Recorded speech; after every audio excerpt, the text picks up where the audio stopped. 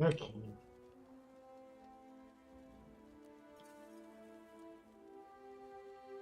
Test, test.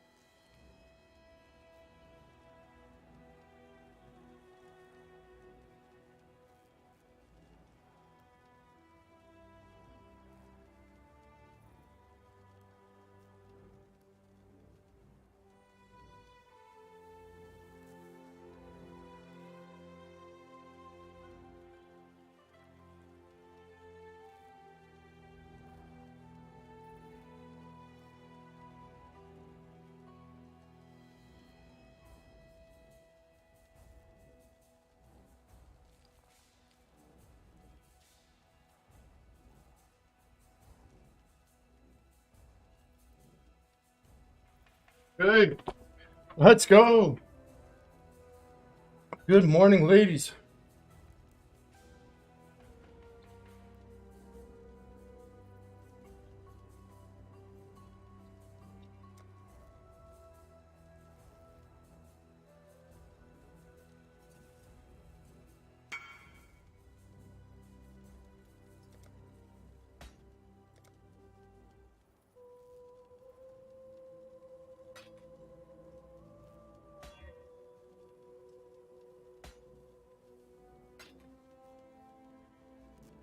How we all doing, boys?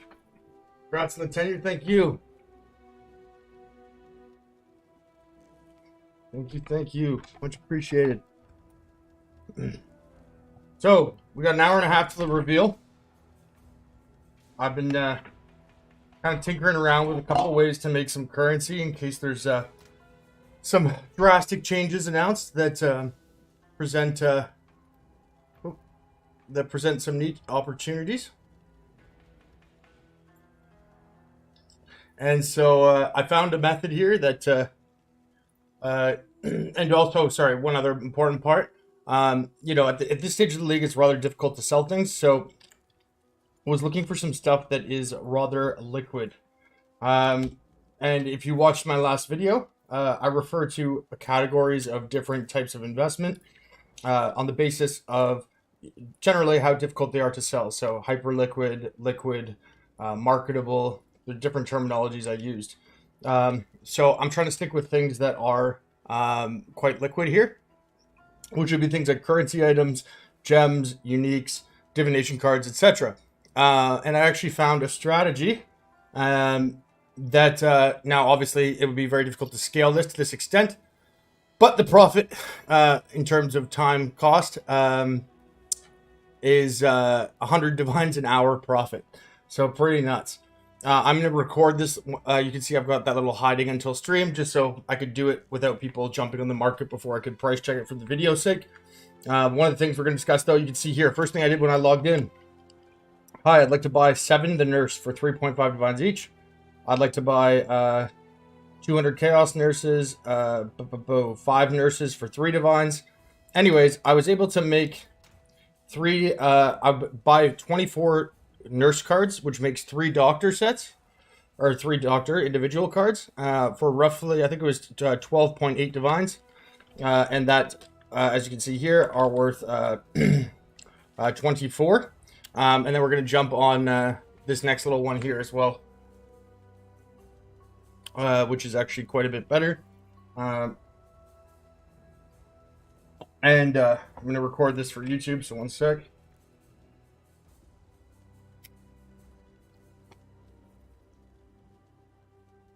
Turn down my TV volume a bit.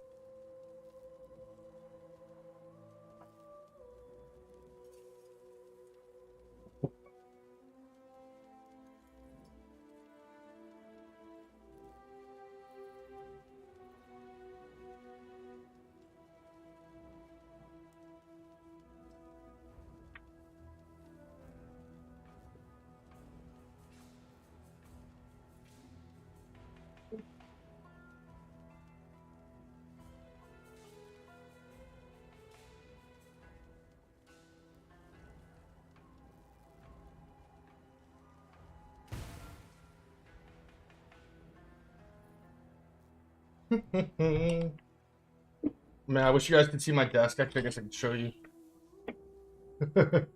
Just Diet Cokes and fucking Gatorade everywhere.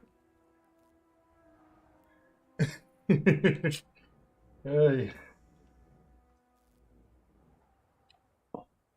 Steal your girl.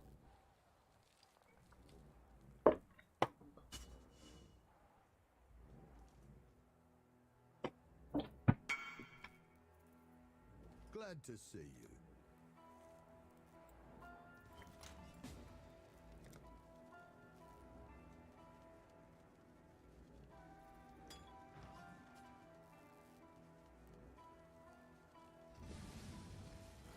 A true gamer desk? Yeah. To quote, make love not Warcraft. How can you kill that which has no life?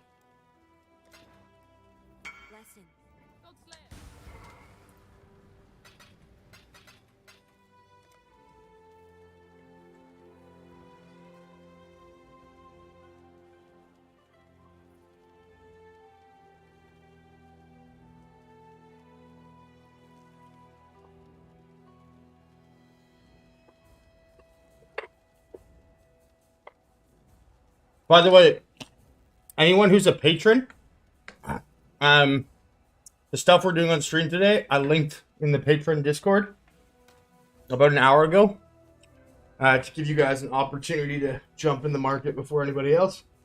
So, what? Rome is turning. Oh, no. All right, let's get it down. All right, so I'm going to start recording for YouTube here.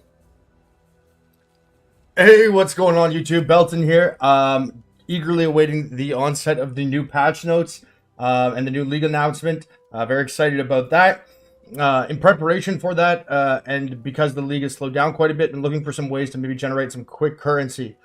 In my previous video, I mentioned different types of investments that have different rates or time expectations of return.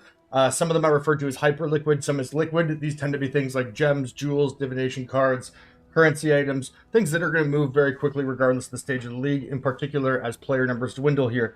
So I actually just found a strategy. Now it's going to be hard to scale this as well. Obviously, as soon as some of you guys start doing this, the numbers are going to go down quite a bit. However, at the time of recording, if you were to extrapolate this over a 1 hour period, it is actually 100 divines profit per hour. So we're going to go over that in the video here. This is more for fun. I know a lot of you aren't playing the league still, but I thought it'd be a fun way to ring in the 10-year anniversary of myself playing PoE, which happens to be today. So with that in mind, I'll try to make this a little quick video, but here we go, lads. So what we're going to be doing today, let me get rid of this banner here.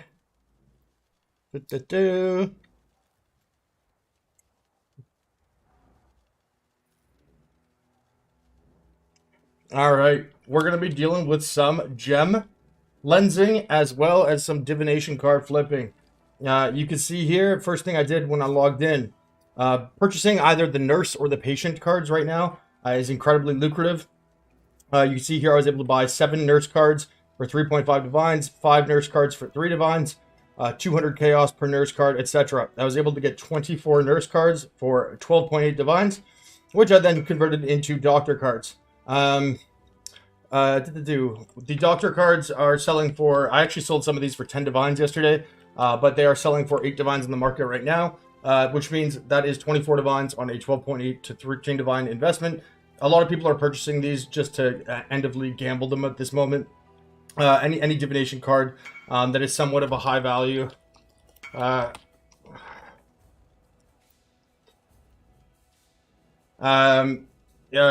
divination card that is somewhat of a high value at the moment is going to be gambled just by people kind of YOLOing the end of the league. For myself, I'm anticipating some changes coming up here with the announcement of the new league. Maybe some stuff getting nerfed or going legacy that perhaps we're going to want some liquidity for. So that's what the focus is of this. So the first thing we did, was these doctor cards. I made quite a bit of money doing that yesterday. And again, looking at other very liquid assets here, gems are another one. So you can see here, I put together a chart on data here, taking into account the amount of purchases, cost, whatever. We can see here that based on what we have in our inventory at the moment, our total cost, or the total cost was 27.24 divines. And based on the odds of using a lens on these, our average return is 51 divines for a total profit of 23.75 divines on average. It took 15 minutes to purchase 18 gems, as well as the lenses, which by itself comes to a rate of 95 divines per hour, or a rate of return of 187%, 1.87x, or an 87% gain. The way that you calculate this again, if you're ever interested just looking at a gem, you're going to go over here onto PoEDB and take a look at these weightings. So we can see here with inspiration, superior, which is the base quality of a jewel, or the base type, is what it comes with if you're just to buy it, have it drop naturally, or just to purchase it from Lily. It's always going to be superior. So we can see here that the alternate qualities with inspiration are both equally weighted with 100, which means that we have a 50% chance using a lens to either hit anomalous or divergent. Now, if we take a look here, I did it twice beforehand just so I could show you the price difference. Anomalous 2020 is 2 divines. Divergent 2020 is 5 divines. Now, if it's a 50% chance, and a secondary regrading lens is only 1.3 divines, that means, as a baseline, the inspirations are 30 chaos each. So that means in the worst case scenario, we make, half a divine by using it, and in the better scenario, we make 2.7. It's a win-win situation.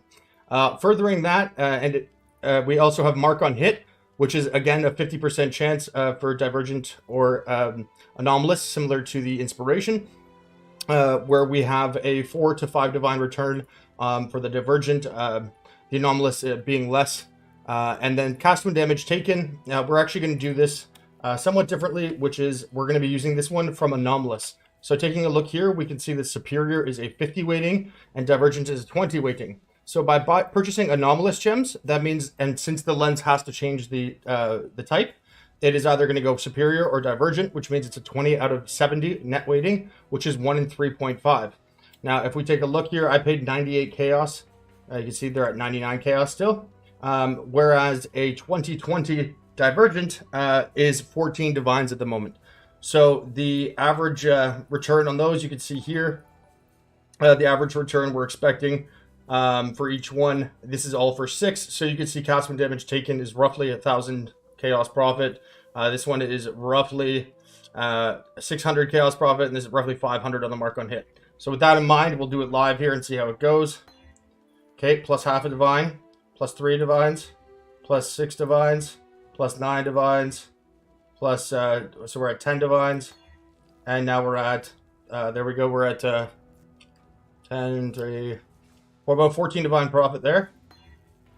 Okay, 16.7, 16.7, 18, 19.4. How much are these ones? 19.4. So down to 19. Oh, 2.7. 20.7 divine.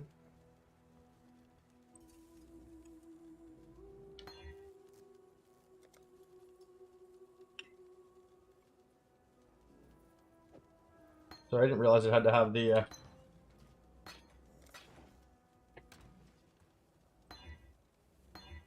Oh! Taking a look here, you can see we got 12 divines here. And if you look at level 20, it is a 14 divine return. Divergent inspiration, 5 divines each. And divergent mark on hit, 4 divines each. This is simply for the clean versions. We are almost certainly going to go ahead and take these to the Lapis at the temple and go for some 2120s. That was pretty crazy, actually. So yeah, that took us, I don't know, that was probably about it. Obviously, I had to collect the data and record and all this for the video, so it took me longer than 15 minutes. If you were to do this by yourself, this would take you about 15 minutes. We just made a 53 divine profit. It's actually probably higher than that. Let me check total. Okay, divergent, divergent, divergent, divergent.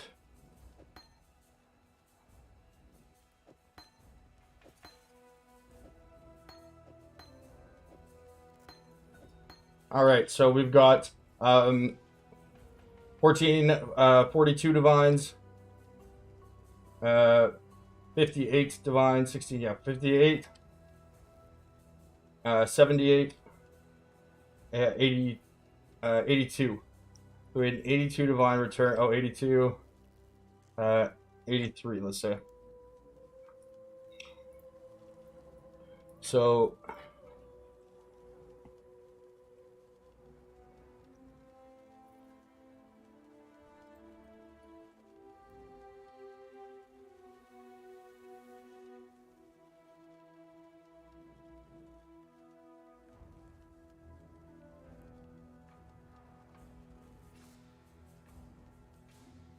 $55.75 divine profit there, guys. That's pretty exceptional.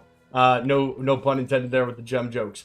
Anyway, so if you were to take that into account, we just made 55.7 divines plus the 13 there. So that is a 70 divine profit with the combination of the two things I suggested there with the doctor cards and the alternate quality gems. This is, again, more just so for fun. I know the league's coming to an end. But these things do present themselves all the time. Just having a little bit of fun here, waiting for these new notes that we're super excited for, and I'll make a video soon covering what is revealed. Anyways, if you hadn't heard about the gems before, give that a look, guys. These things always present themselves. A good way to find those out is simply to go to PoE Ninja, take a look at you go on down to skill gems here. If you're curious what the most expensive ones are, you can just go on down to 20 corrupted, no. And it'll show you here. Woo. We got And then, if, for example, if you want to do if you want to use the secondary lens, you just type support, right? So you can see here we got cast from damage taken, divergent inspiration, divergent mark on hit. That was the impetus for me looking up these three, did the math on it, and then quite easy to calculate as well. We can see that in the past 7 dies, the price of these gems has gone down. But if we're also taking a look over at standard, these typically are ones that are very, very expensive there as well. Divergent cast and damage taken, 20 divines over on standard, so almost up twice the price. So these are surely going to hold their value. How liquid they are at the end of the league is to be seen. But I hope this was helpful, guys, and I will see you soon with an update on the new league. Cheers.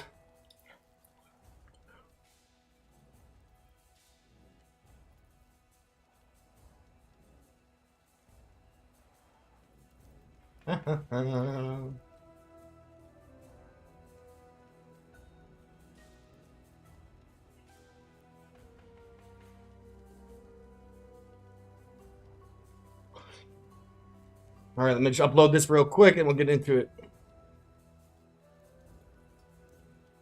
Can you explain? No, I'm not explaining anything. I have my videos. If you don't understand the videos, until it's pertinent, I'm not talking about League Start at all. At all, period.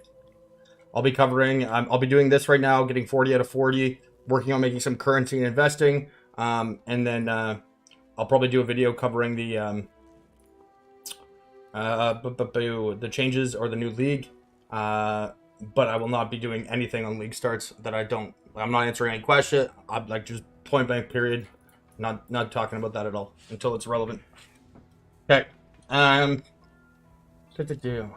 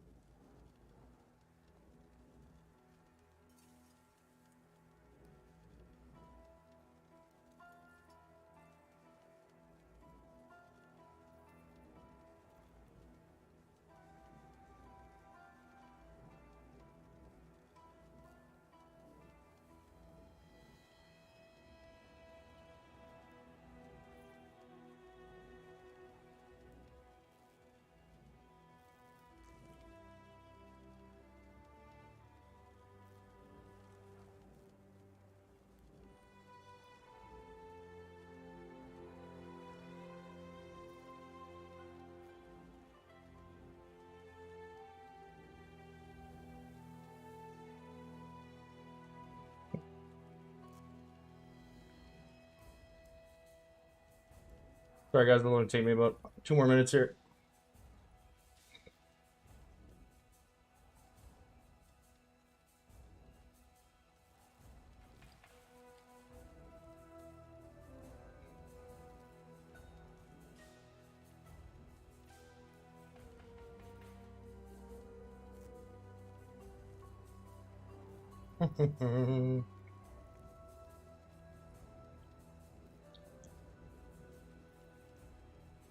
Somewhere between the 20 to 35 divine range.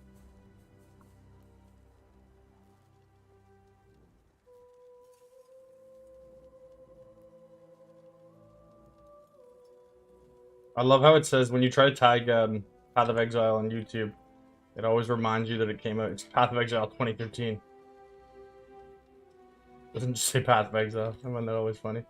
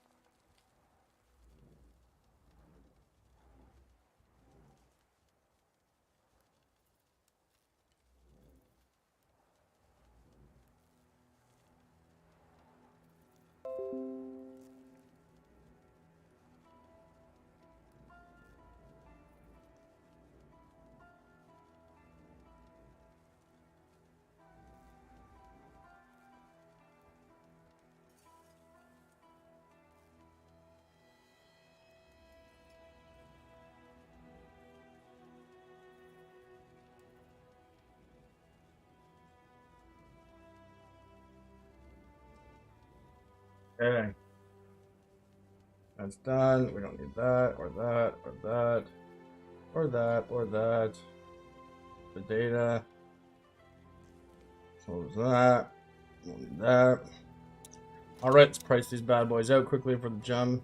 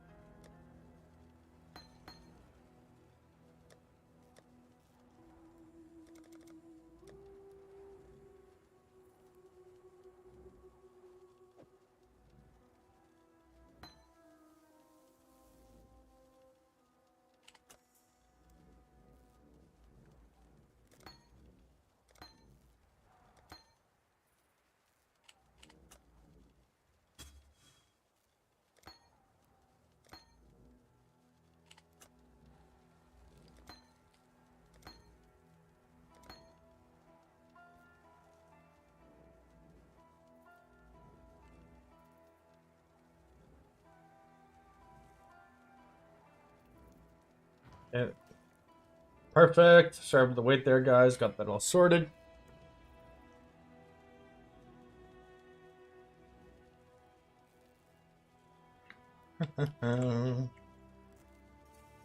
I don't make my content for anyone. I don't care what stage you're in the game. Uh, but I don't cater to other people. If you can understand what I'm talking about, and like you want to put in the effort, either if you're like if you're not in an area where you could like it's not to make sense to you, eventually it will.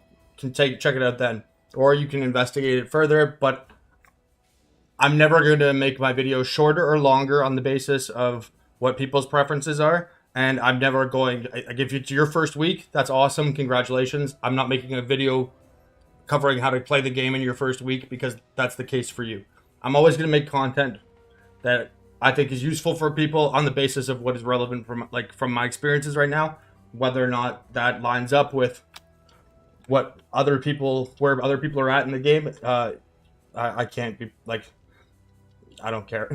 you know, it's not my job to tailor to what other people's um, phases are. That being said, there's lots of content for people that are brand new to the game.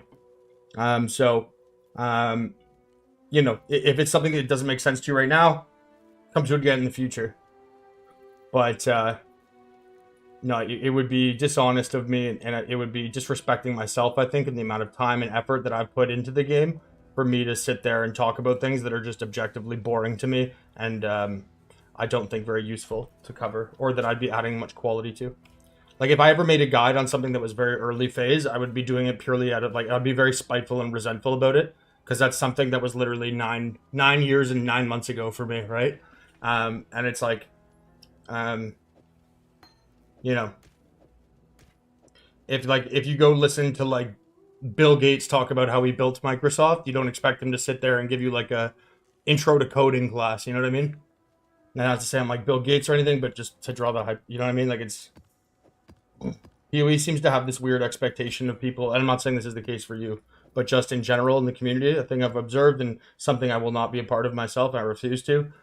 is the expectation that people who make content have to pander towards their audience in order to keep retention, or to, you know, to keep mind. Like, if PoE content as it's being presented right now were so good, and it were so useful, then why is everybody broke and so bad all of the time? Why does nobody know what they're doing?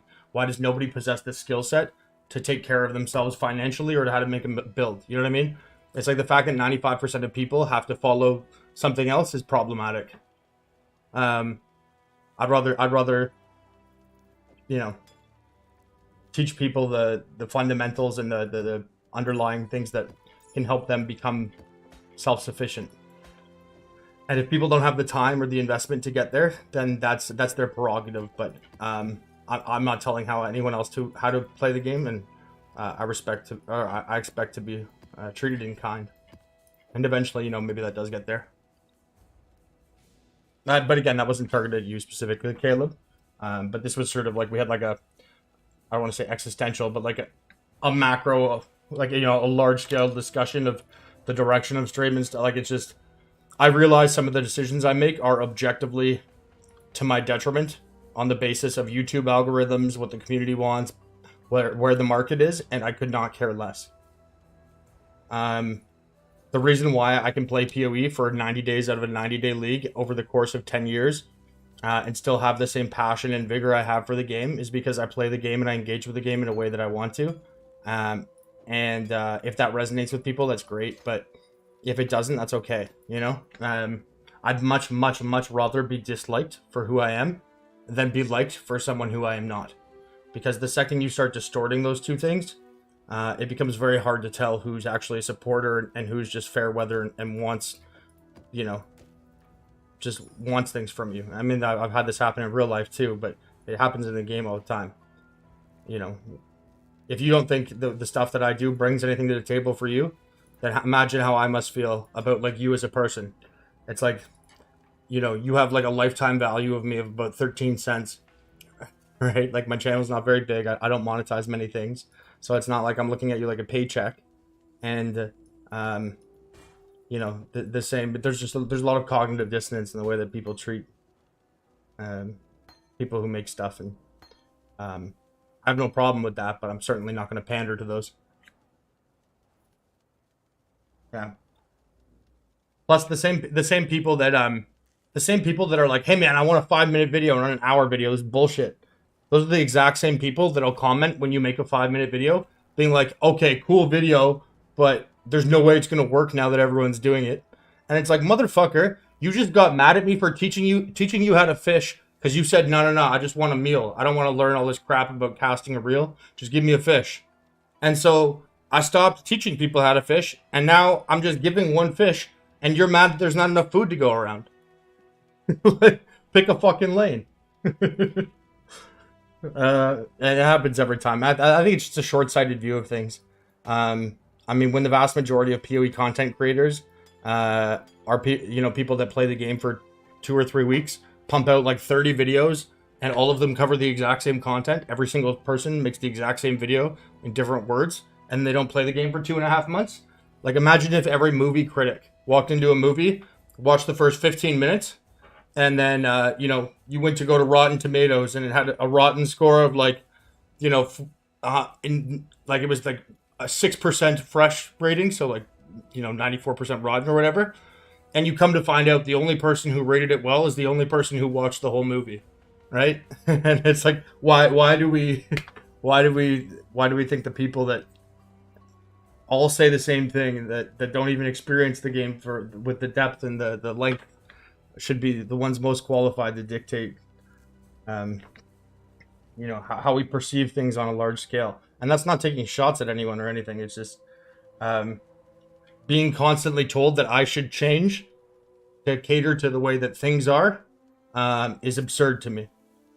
I don't want to be the next Zizarin. I want to be the first Belton. I mean, Ziz is not a great, because Ziz has done very well, but you know what I mean? Like, someone who's like, okay, what's a good example? Someone who's popular but's completely garbage. Like Sir Gog. God bless him, not very good at the game, right? But he's got, he gets 10 times the amount of viewers or whatever I do, and that's fine. But it's not very good content. And I think over time that tends to people. There's a progressive curve when, especially a game like PoE that lasts for so long. All of these new people, they're gonna progress. They're gonna get better, and eventually my content will be useful to them. However, if you make videos targeting introductory stuff, it has a very short window of utility. And so what you're asserting there is that you have no concern essentially for long-term viewer retention because you're constantly pandering to a phase of the game that they're going to eventually progress from. So you're basically taking a gamble that you're going to constantly have this new viewership, and you're never going to have the interest or the self-sufficiency of your viewers in mind. Like, I actually care that you guys do well because my intention is that you grow with the content, right? Like, for every additional video, you learn something new and you get better and better, right? If you're making videos constantly targeting the beginning of the game, I'm never going to give a shit how you guys are doing because eventually, if you're doing well, you're not going to watch the videos anyway.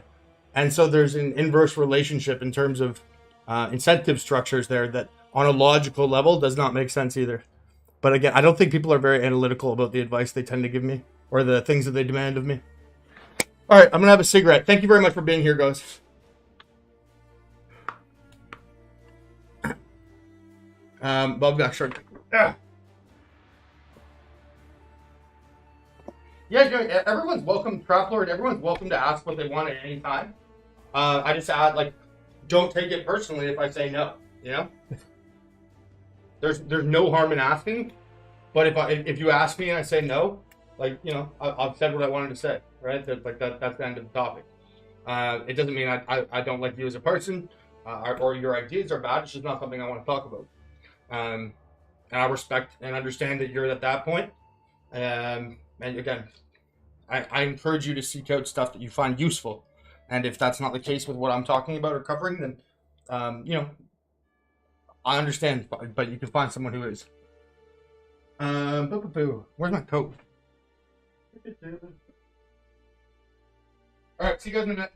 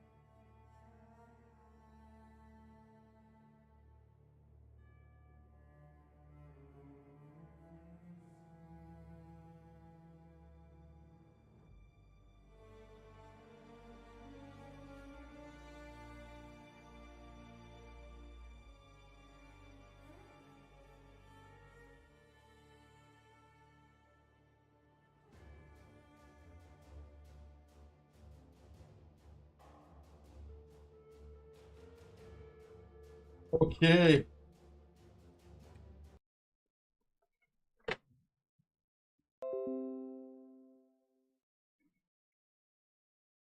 Have you ever played Mana Archimate Builds? Never. I don't even know what the skill does. There's a lot of I played Discharge every league. Discharge, Tornado, Show Up, Blade Vortex. These are like the three things I understand build wise. But I was gone for 3 years in the military. Between I think it was Ritual League was when I got back, maybe, or Heist perhaps. And the previous league I had played, the last league was Legacy. So a lot of the skills that came out in between, I literally don't even know what they do. Like no idea. Or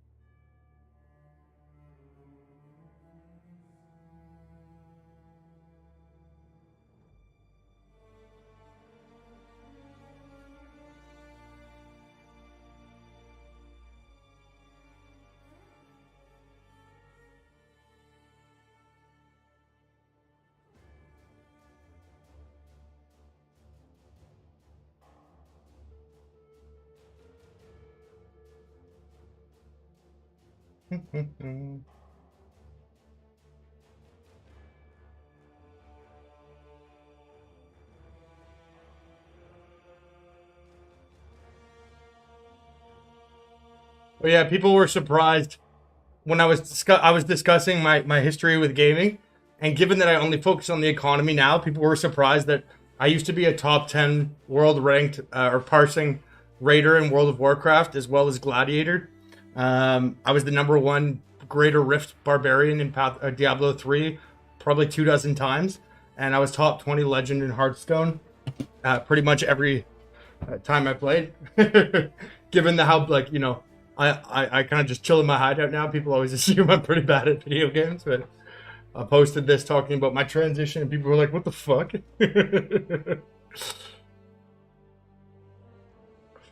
I actually, when I first started playing PoE, believe it or not, I actually was a top 10 racer quite often, like at league start. And on 3 occasions, I got league first, or league first at Ziri kill. I actually have a guide. My first guide I ever wrote is actually for Ziri. Ziri farming build. Let's see here, Belton. Recent forum post. Let's go all the way back.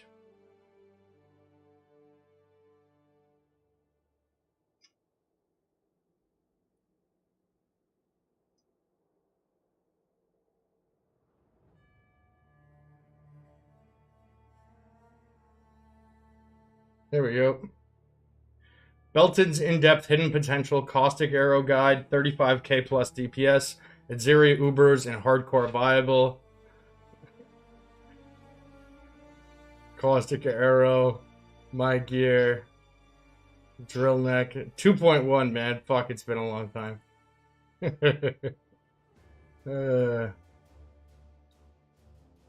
Congrats, 10 years. Thanks, man. I like how I made a 10-minute video and the first comment I got was somebody saying, I'm sure that this is just clickbait. I'm like, motherfucker, it's literally codified data. You can just go look. Plus, you can watch the video. I actually ended up getting prorated. What was the prorate I ever made? It's a 10-minute video.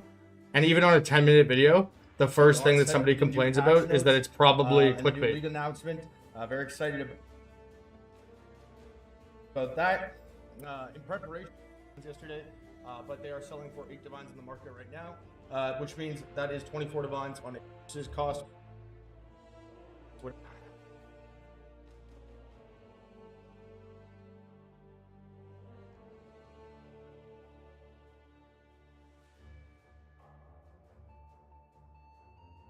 Wait, was that 9 lives? I had to go D&D.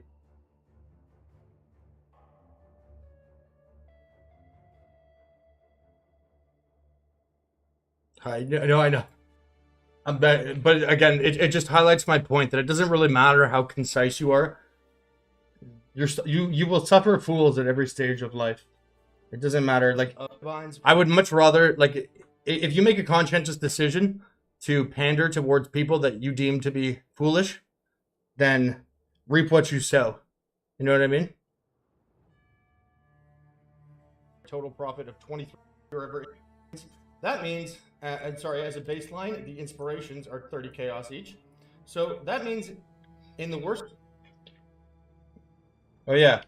While we're waiting for the realm to go up, do the kid a favor, boys, and help me with that. Help me with the algorithm a little bit here. Throw me a like. Throw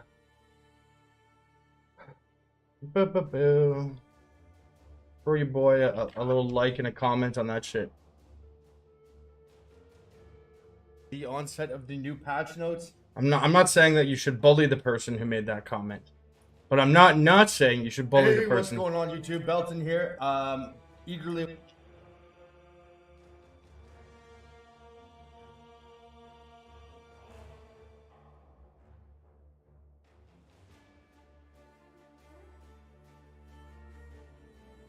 Yo, you know what I'm gonna have to do as well? Because I want to get the Twitch drops, but my Twitch count is a band. Right? How do you do that again? Okay, let's see here.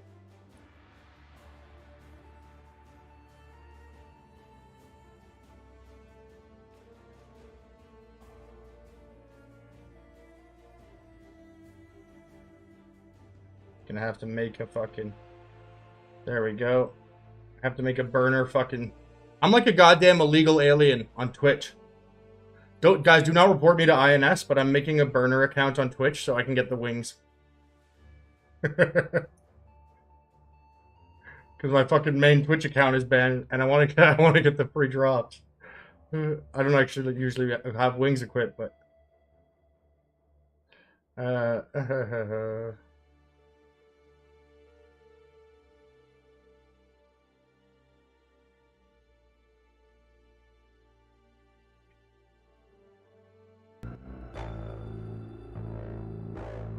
Okay, let's troll chat here, boys.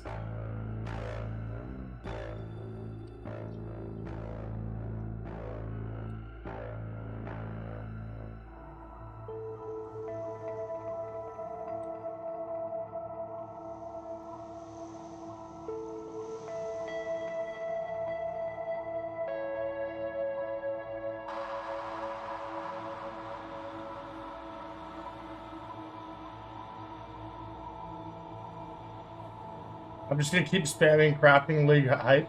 I'm gonna destroy you peasants.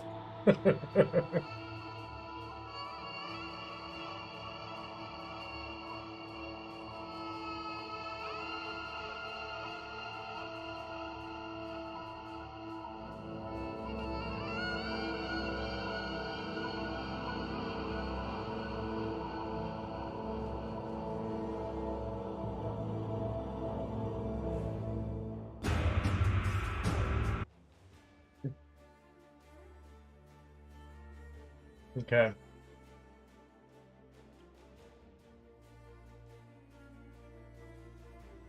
Wings are obstructive? Yeah, I always have the cape on. There we go. It's like the fucking... Yeah, I think it's cape. Or cloak, what do they call it?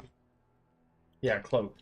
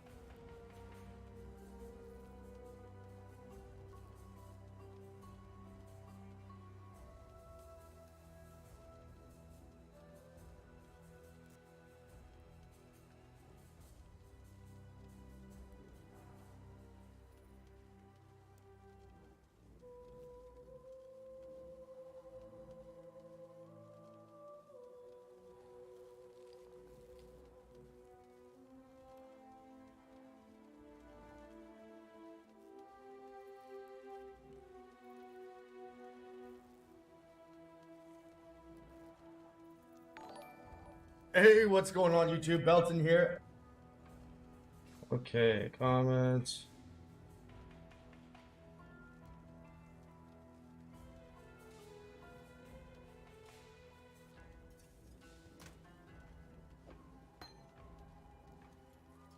Oh, phew. I was about to double corrupt the the wrong one.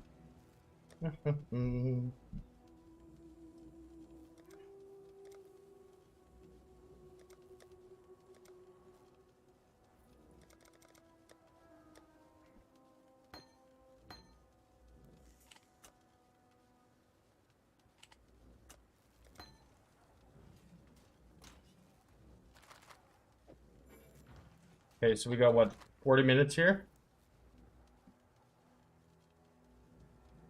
Dude, you boys hyped for the new league?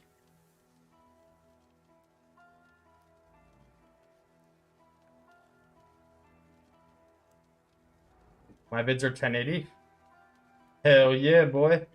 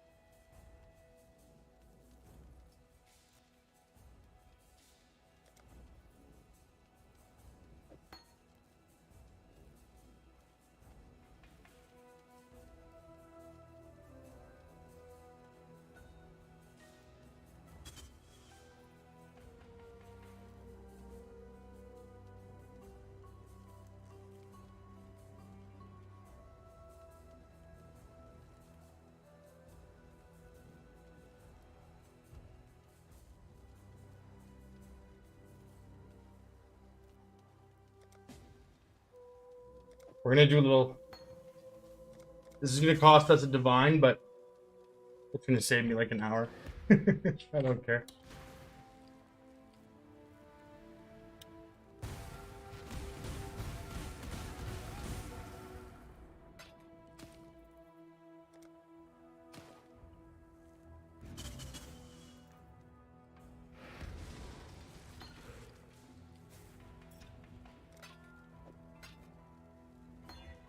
$20, bitch. Bypass.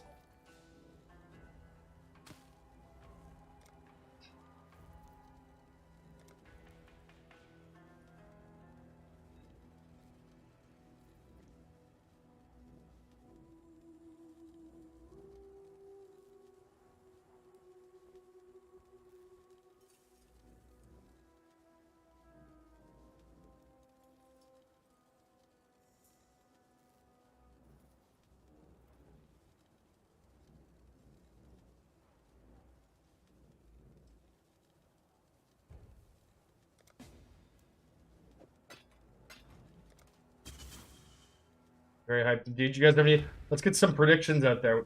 Anyone have any predictions?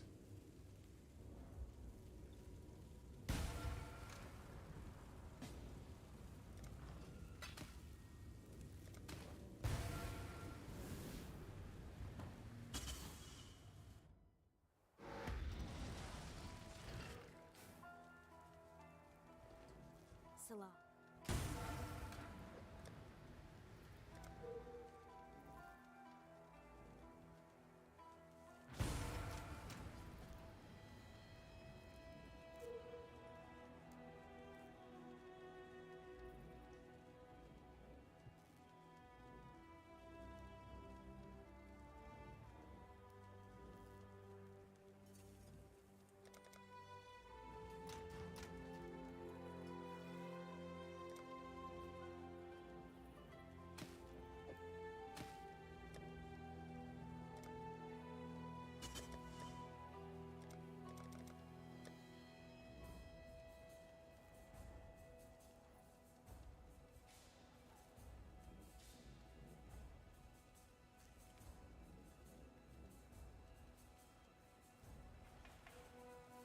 These are both level 15, so we're just gonna power level those with facetors real quick.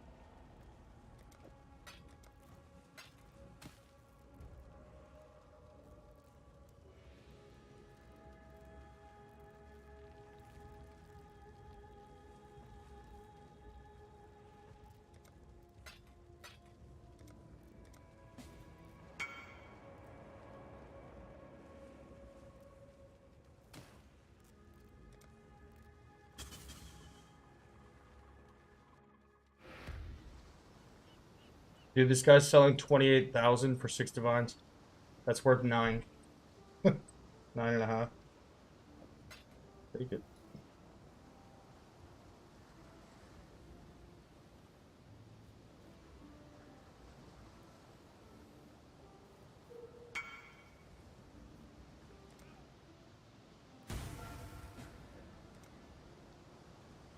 There we go. There's the doctor.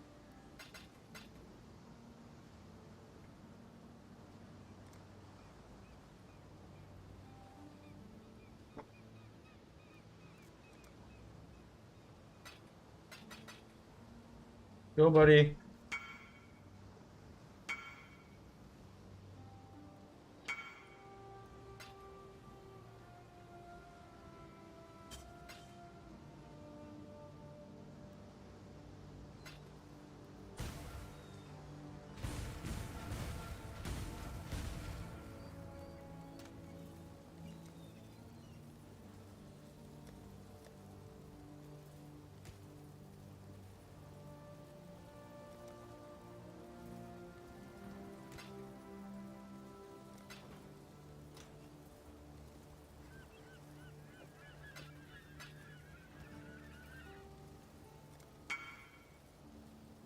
Holy shit, why are people this slow?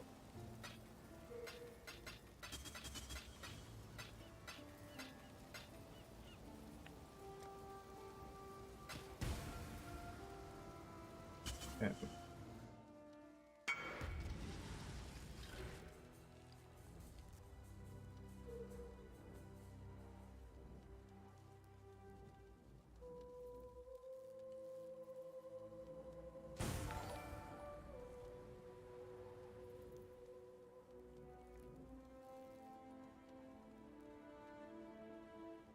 Oh, no, never mind, not buying enlightens. Enhances are 26.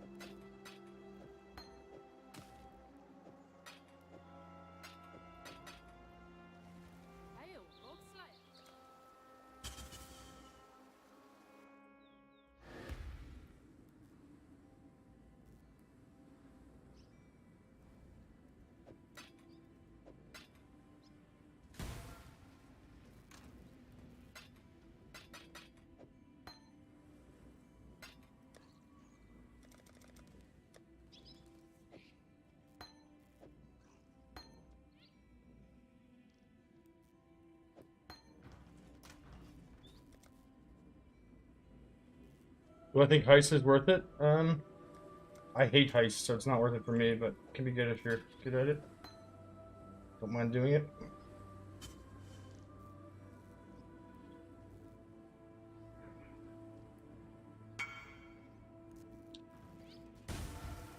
Okay, let's go.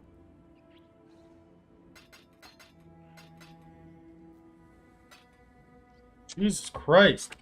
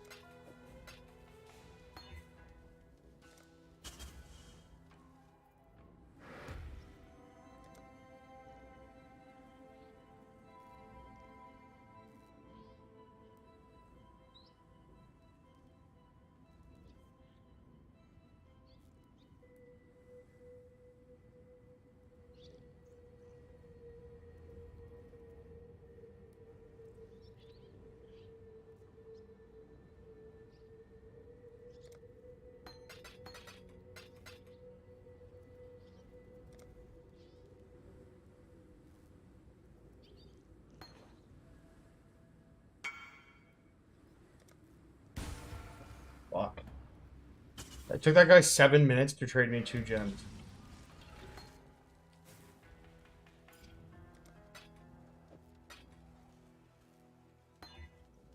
Hello? Okay. The fact that I was able to leave, do a harvest craft, upgrade a gem, come back, and still had to wait for him. Fucking absurd. Okay, these are all leveled.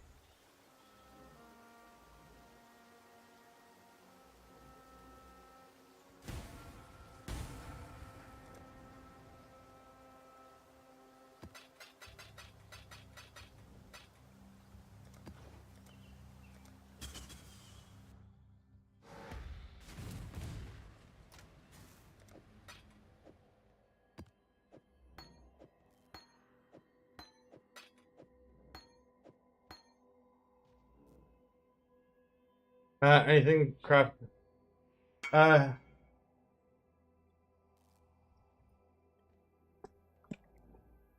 yeah. I actually don't really care.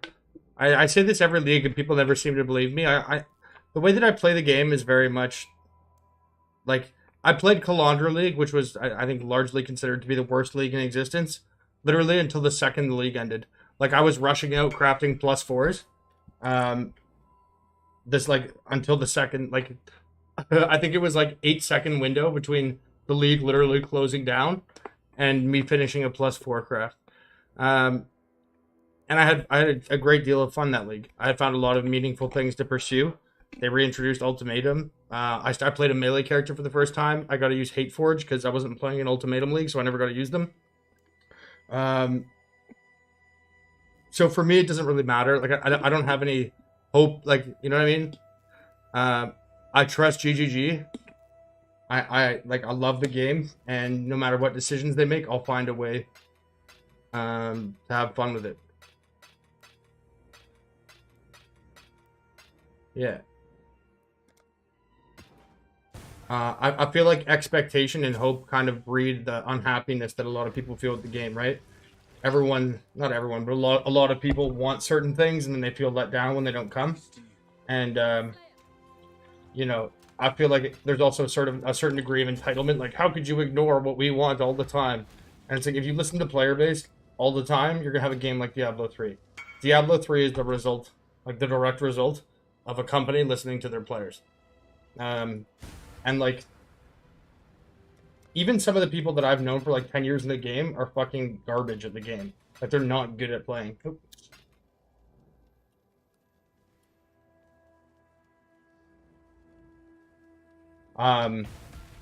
Because they don't engage with it in that way, right? Like, they follow what they want and they have fun, and that's great. Like, you should have fun, but they're not good at the game, right? That's not like, that's not a person that I want dictating the future of the game, especially because people, like, not only do people not look at the game through, like, most people would just look to the next league. This is what I want for the next league. But not only do people just look to the next league, the vast majority of people look to 1/3 of the next league, right? They're like, yeah, I play for the first 2 weeks. That's it. And it's like, why would you want to listen to people whose scope of the game is framed through the next 14 days and not the next 14 years? So even though GG doesn't always make decisions that I agree with in the short term, I trust that they have reasoning for it that I'm not familiar with that builds into a bigger picture. And obviously, any person that tries to innovate and, create something new is going to have pitfalls and kind of speed bumps along the way. But to sit there and criticize as if they have like poor corporate governance or no idea what they're doing, when your perspective is that of a player that has like a fucking 2 week, it's just Blizzard. The other three is a more result of Blizzard. Yeah, I mean, you're arguing what I just said in less words. I know you like the stuff that I make, but pretty much every time you comment on something, it seems like it's kind of like an attempt to like dig around it. I think it's usually just it's unnecessary. I notice it. It's not a big deal, but casual masses are exactly what I was referring to. Diablo 2 and Diablo 3, when it was first introduced as a reflection of Diablo 2, were meant to be the most difficult games ever. This is how they were marketed. Right? Like we took the hardest level and then we doubled it is a meme now, but it was literally marketed as being the hardest game ever because that's what Diablo 2 was. That's what the fan base was. But then World of Warcraft exposed it to a much larger market and it became ubiquitous. Activision North was sold. The guy who actually developed Diablo 2 was removed, as was the entire team. Blizzard North was taken over by Blizzard, which then got purchased by Activision. And then with the poor reaction they had to Diablo 3 initially, which again was a reflection of Diablo 2 created by Blizzard North, they realized that people were leaving the game constantly, and so they listened to their player base, they grew their audience, and that's how mass casuals happened. So, you can kind of dig at what I'm saying, but I actually know what I'm talking about to a certain degree that you probably don't. So, it's a little annoying that every time I make a video, you comment like, "Well, actually, this is blah blah blah." I know better than you. It's like, if you want to ask questions, ask questions. If you want to like contest something, but it's a little annoying to like sort of half-hearted digs. I'd rather you just told me to go fuck myself than have these little kind of limp-wristed criticisms all the time. Okay, I'm gonna have a cigarette.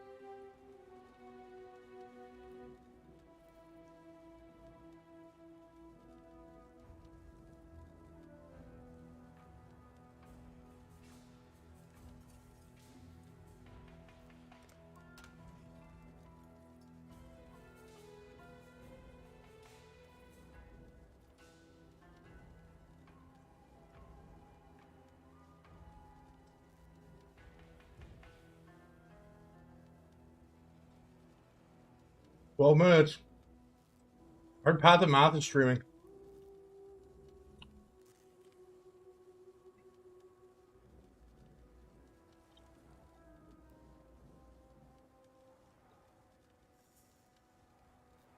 Really good. Thoughts on CS2? I like. They listen to their shareholders. You're a fucking idiot if you don't think that shareholder sentiment gauges their player base. That's like saying a company that bakes bread that starts selling cookies and they lose all of their customers because it's supposed to be a bread company and they lose all their revenue. Their fucking shareholders are going to be like, yeah, that's cool. That's cool. The dumbest take I've ever heard. I don't get salty when people disagree with me. I get salty when idiots disagree with me. An opinion based in ignorance is an opinion. It's an assumption.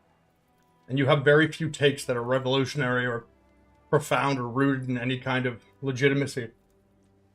You're very much a person that should be quiet and listen. Okay. I don't remember the name. But anyways, you can buy like a portion of it. The contracts is you buy either one contract or no contract, right? Or two contracts or no contracts, right?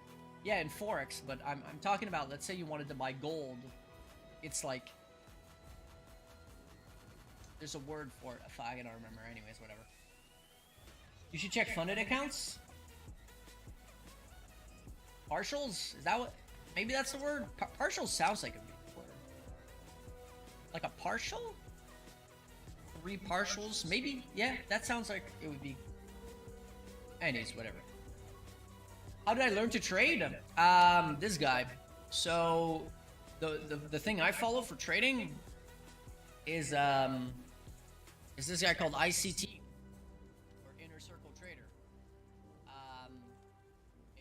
That's all I gotta say. It works. I followed his 2022 mentorship, and it works. There's nothing else to say about it. It just fucking works. You follow what the fuck he says, and it works. I don't know, dude. I thought trading was gonna be this crazy thing that would take me years to learn, and then I just followed. I just followed his. I did his 2022 mentorship. I did this. Where's it? Playlist 2022 mentorship. I wonder if Path of Math can I ever did this play. mentorship right here, 2022 ICT mentorship. I did it twice. No, he's talking about fucking. And after I did that, stock I market. basically started a funded account, or I did a challenge to get funded. Yeah, okay, that's And boring. I don't want to watch. Oh fuck! I just lost my. God damn it! I would have lost. I lost my fucking Q thing.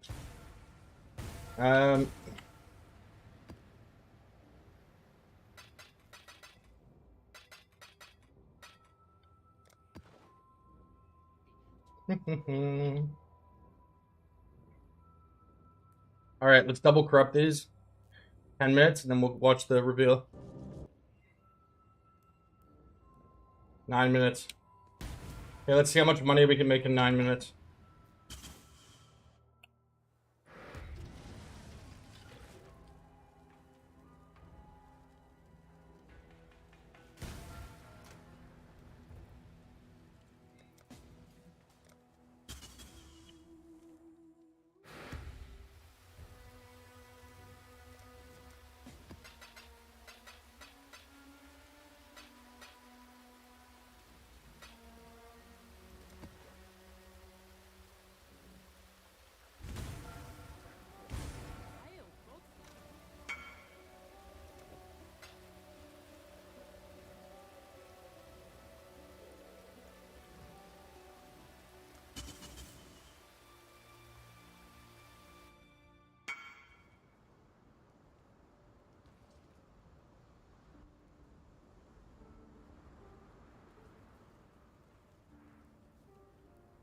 I don't know, like, why, what?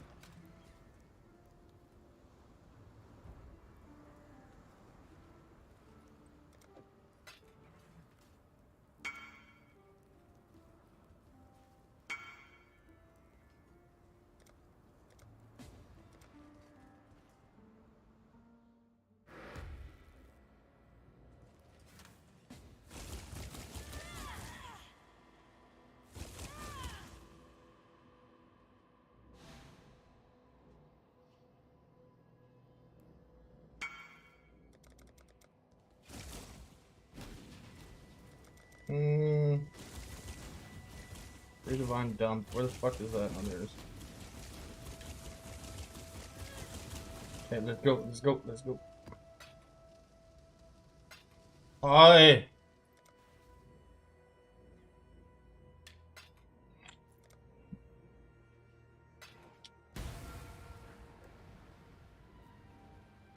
Ten seconds, or I'm leaving.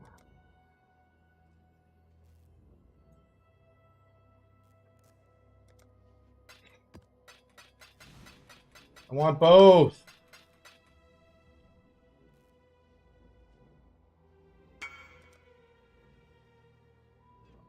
Okay, you don't have 2, you have 1. Fuck.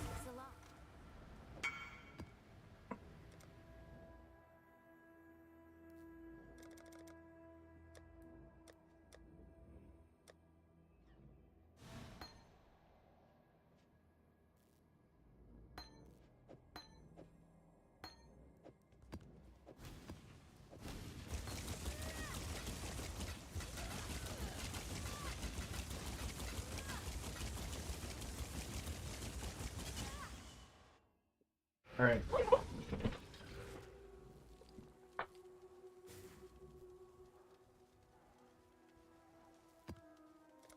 Greetings. Aye.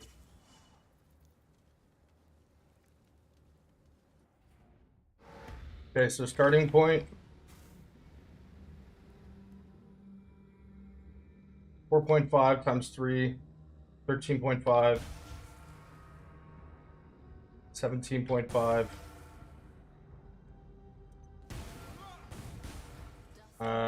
36, 53 divines, let's say. Okay, we've got 5.5 minutes. Let's do this.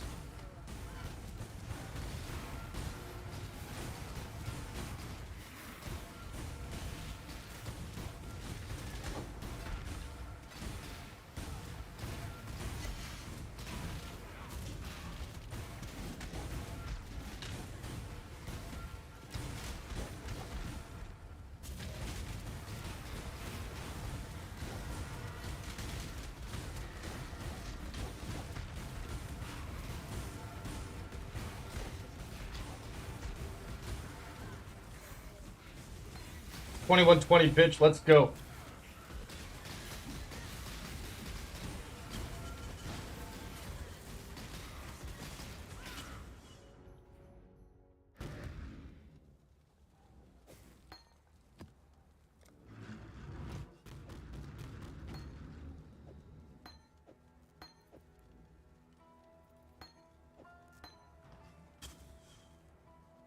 The time looking like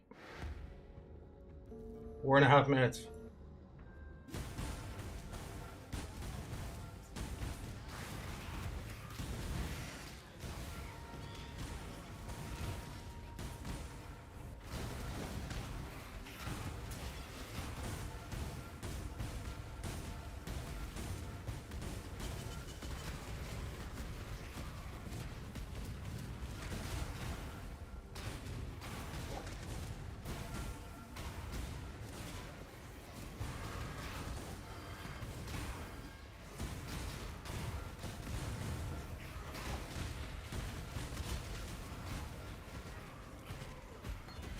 $21.20, bitch.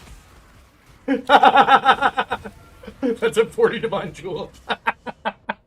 Or gem. All right, we're at 55 divines. Let's go.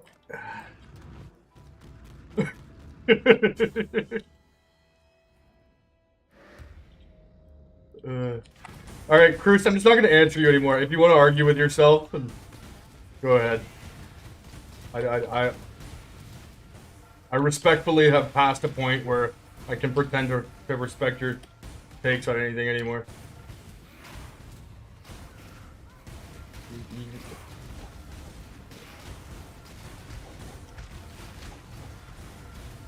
Okay,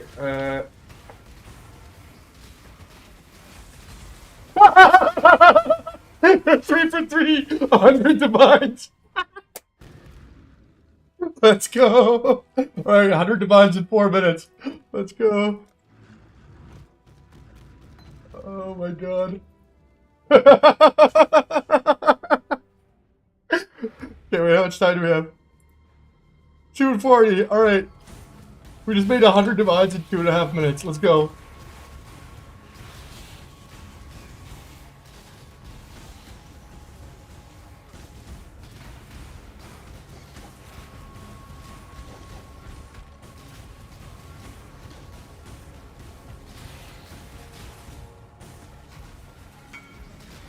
No way! Oh my god!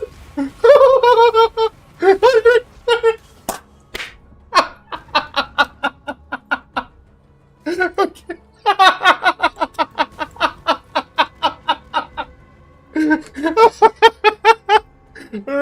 140 divines. 140 minutes. 140 divines. Let's go. All right, we hit +1 4 times in a row. And divergent cast and damage taken. 3. It's literally the most expensive support gem in the game. That's not an exceptional gem. All right.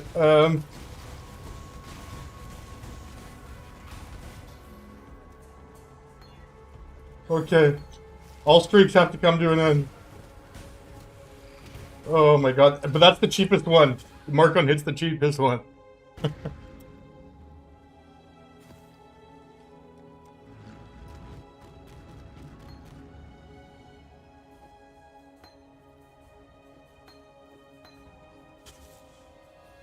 One minute. 1 minute to double corrupt 2.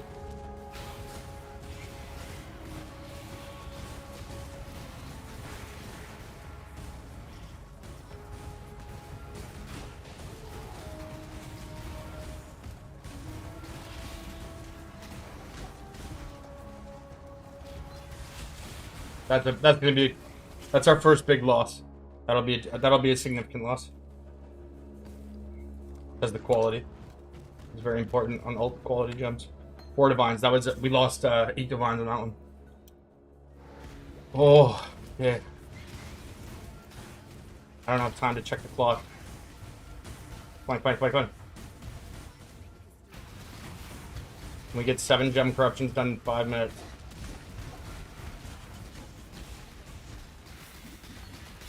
Yes, +22.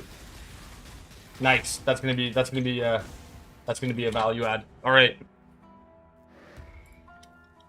Oh my god, and we finished right on time. I'm Chris Wilson from Grinding Gear Games. Thanks for joining us for today's live stream as we unveil Path of Exile Crucible. That was fucking which launches perfect. On April 7th on PC and Mac, and on April 12th on console. Twitch drops are enabled on today's live stream, so make sure you follow the instructions below in order to claim your Sphinx wings. Speaking of live streams, this is our last dedicated Path of Exile 1 announcement stream for around 6 months. That's because our 322 expansion announcement will occur during the ExileCon livestream in late July. Set yourself a reminder to tune in, because we'll also be unveiling massive amounts of information about Path of Exile 2, including revealing the date that its beta will start. Okay, back to today's livestream. Here's what you can expect. We'll start with the trailer for Crucible, followed by a deep dive on the League itself. Then we'll cover this expansion's endgame improvements, including the introduction of Atlas gateways and revamps to both Breach and Abyss leagues.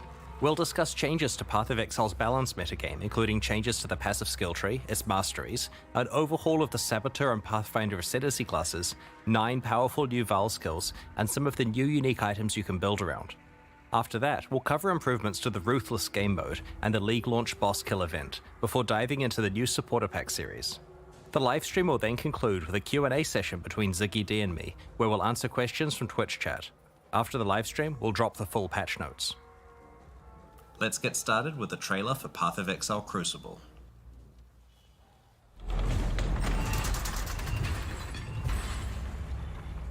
Hype! Hype! Hail, one of many. Eons ago, my kind walked the molten surface of this world. Now, we seek a champion.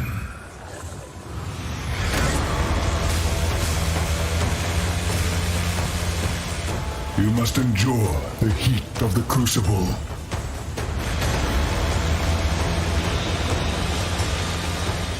to forge weapons unlike any Raycast has ever seen.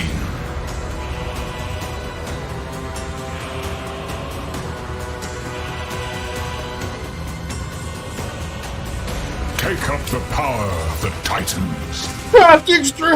Crafting League! Bring obliteration.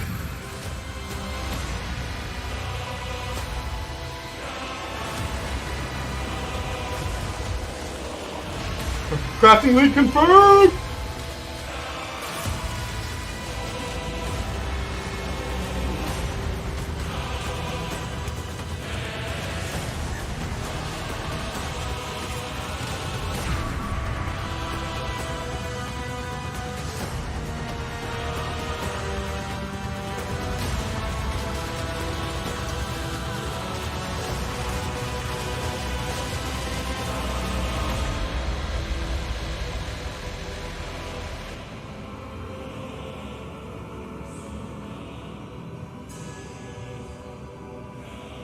Boys, the part where they talk about make items that have never been makeable before.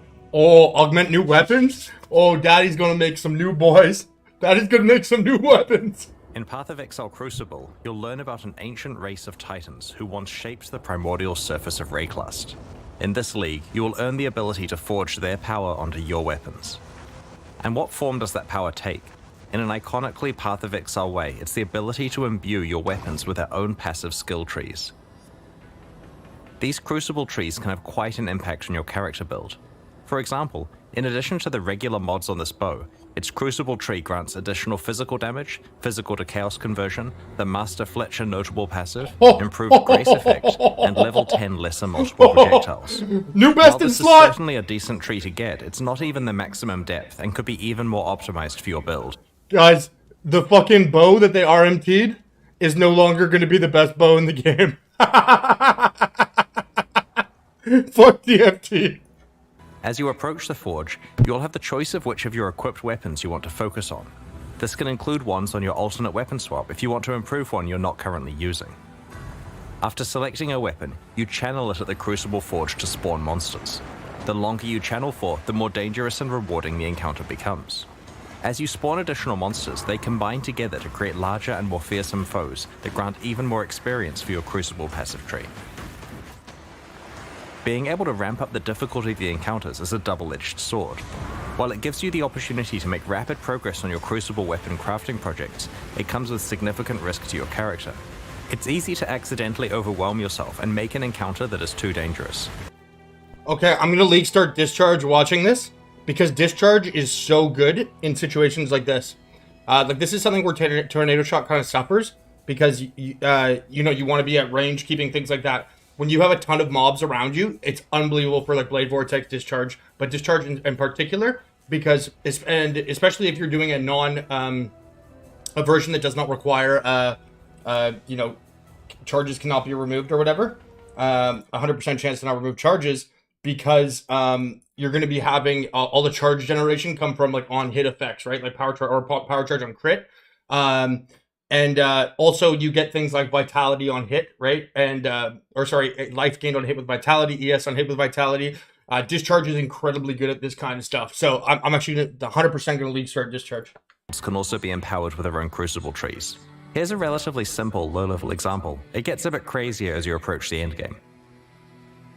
Speaking of the endgame, in endgame Crucible encounters, you'll occasionally find igneous geodes, currency items that can be cracked open to reveal a primeval remnant. This is a map-like item that grants access to the Forge of the Titans, the culmination of your Crucible journey. These primeval remnants always generate as rare items. Half of their mods are upsides and half are downsides. The upsides generally increase the rewards of the area or add special crafting options. For example, causing monsters to drop divination cards or magmatic ore, a form of tradable itemized Crucible tree experience. The downsides are quite punitive compared to most in-game maps. Ideally, you'll want to find a primeval remnant that is really rewarding upsides alongside downsides you can handle. If you don't think you'll survive a visit to the Forge of the Titans, trade the remnant away to someone else and gamble on cracking open another geode. If you survive and manage to reach the end of the area, you'll find the aforementioned forge, which allows you to merge Crucible trees on two items together.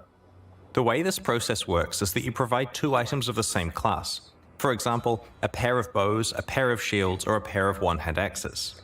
One of these items will be melted down and applied to the other, which will keep its regular properties. Their crucible trees will be merged together in an unpredictable way, taking elements of each one. This is a little reminiscent of how recombinators applied to item mods, taking parts of each crucible tree and merging them together, as well as randomly upgrading, downgrading, or mutating skills on the resultant tree. While this process can create some really powerful trees if you get skills you wanted from both Boys, items, 100% it can also chance you completely can see wreck your discharge precious trees, back. so take care choosing which you risk combining. Also, like recombinators, there are ways to manipulate the system to improve your odds at getting certain outcomes. For example, any skills that have been allocated are more likely to show up in the resultant crucible tree. By default, you can only add crucible trees to non-unique items, but it's possible to get a mod on the Forge of the Titans map that allows you to imbue a unique item with a crucible tree, which can then be leveled up via regular crucible encounters.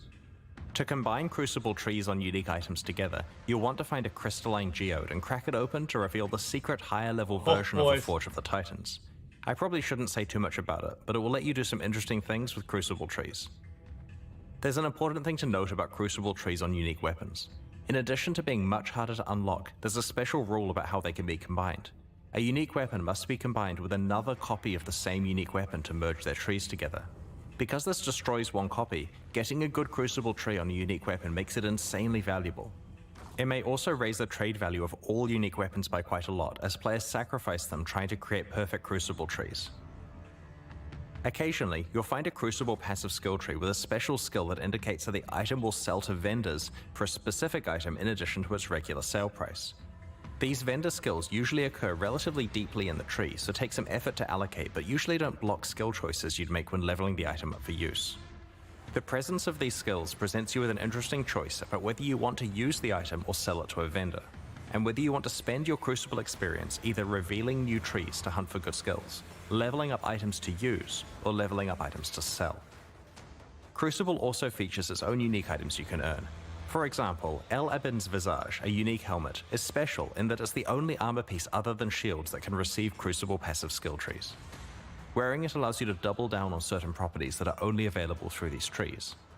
There are several other unique items exclusive to Crucible for you to discover in this league. Crucible is a dual combat crafting league with a focus on encounter difficulty scaling and deep weapon customization with a power level that we have never seen before. Without a doubt, some of Path of Exile's most powerful weapons will be forged in Crucible. We can't wait to see what you manage to create. Like all recent Path of Exile expansions, Crucible includes a lot of changes with the goal of improving Path of Exile's endgame. One area we wanted to address was mobility on the Atlas passive tree. Often, you'll find yourself in a situation where you want to specialize in leagues that are on entirely different sides of the Atlas tree, or maybe you want to focus on the type of altar that isn't near the leagues you have picked. To solve this, Path of Exile Crucible introduces Atlas Gateways. These are nodes that you can allocate on the Atlas tree that allow instant travel between two locations. There are 3 pairs of gateways, each allowing travel from the left side of the tree to the right side, or vice versa. Each end of the gateway consumes 1 Atlas skill point to allocate, but will potentially save you large amounts of travel points.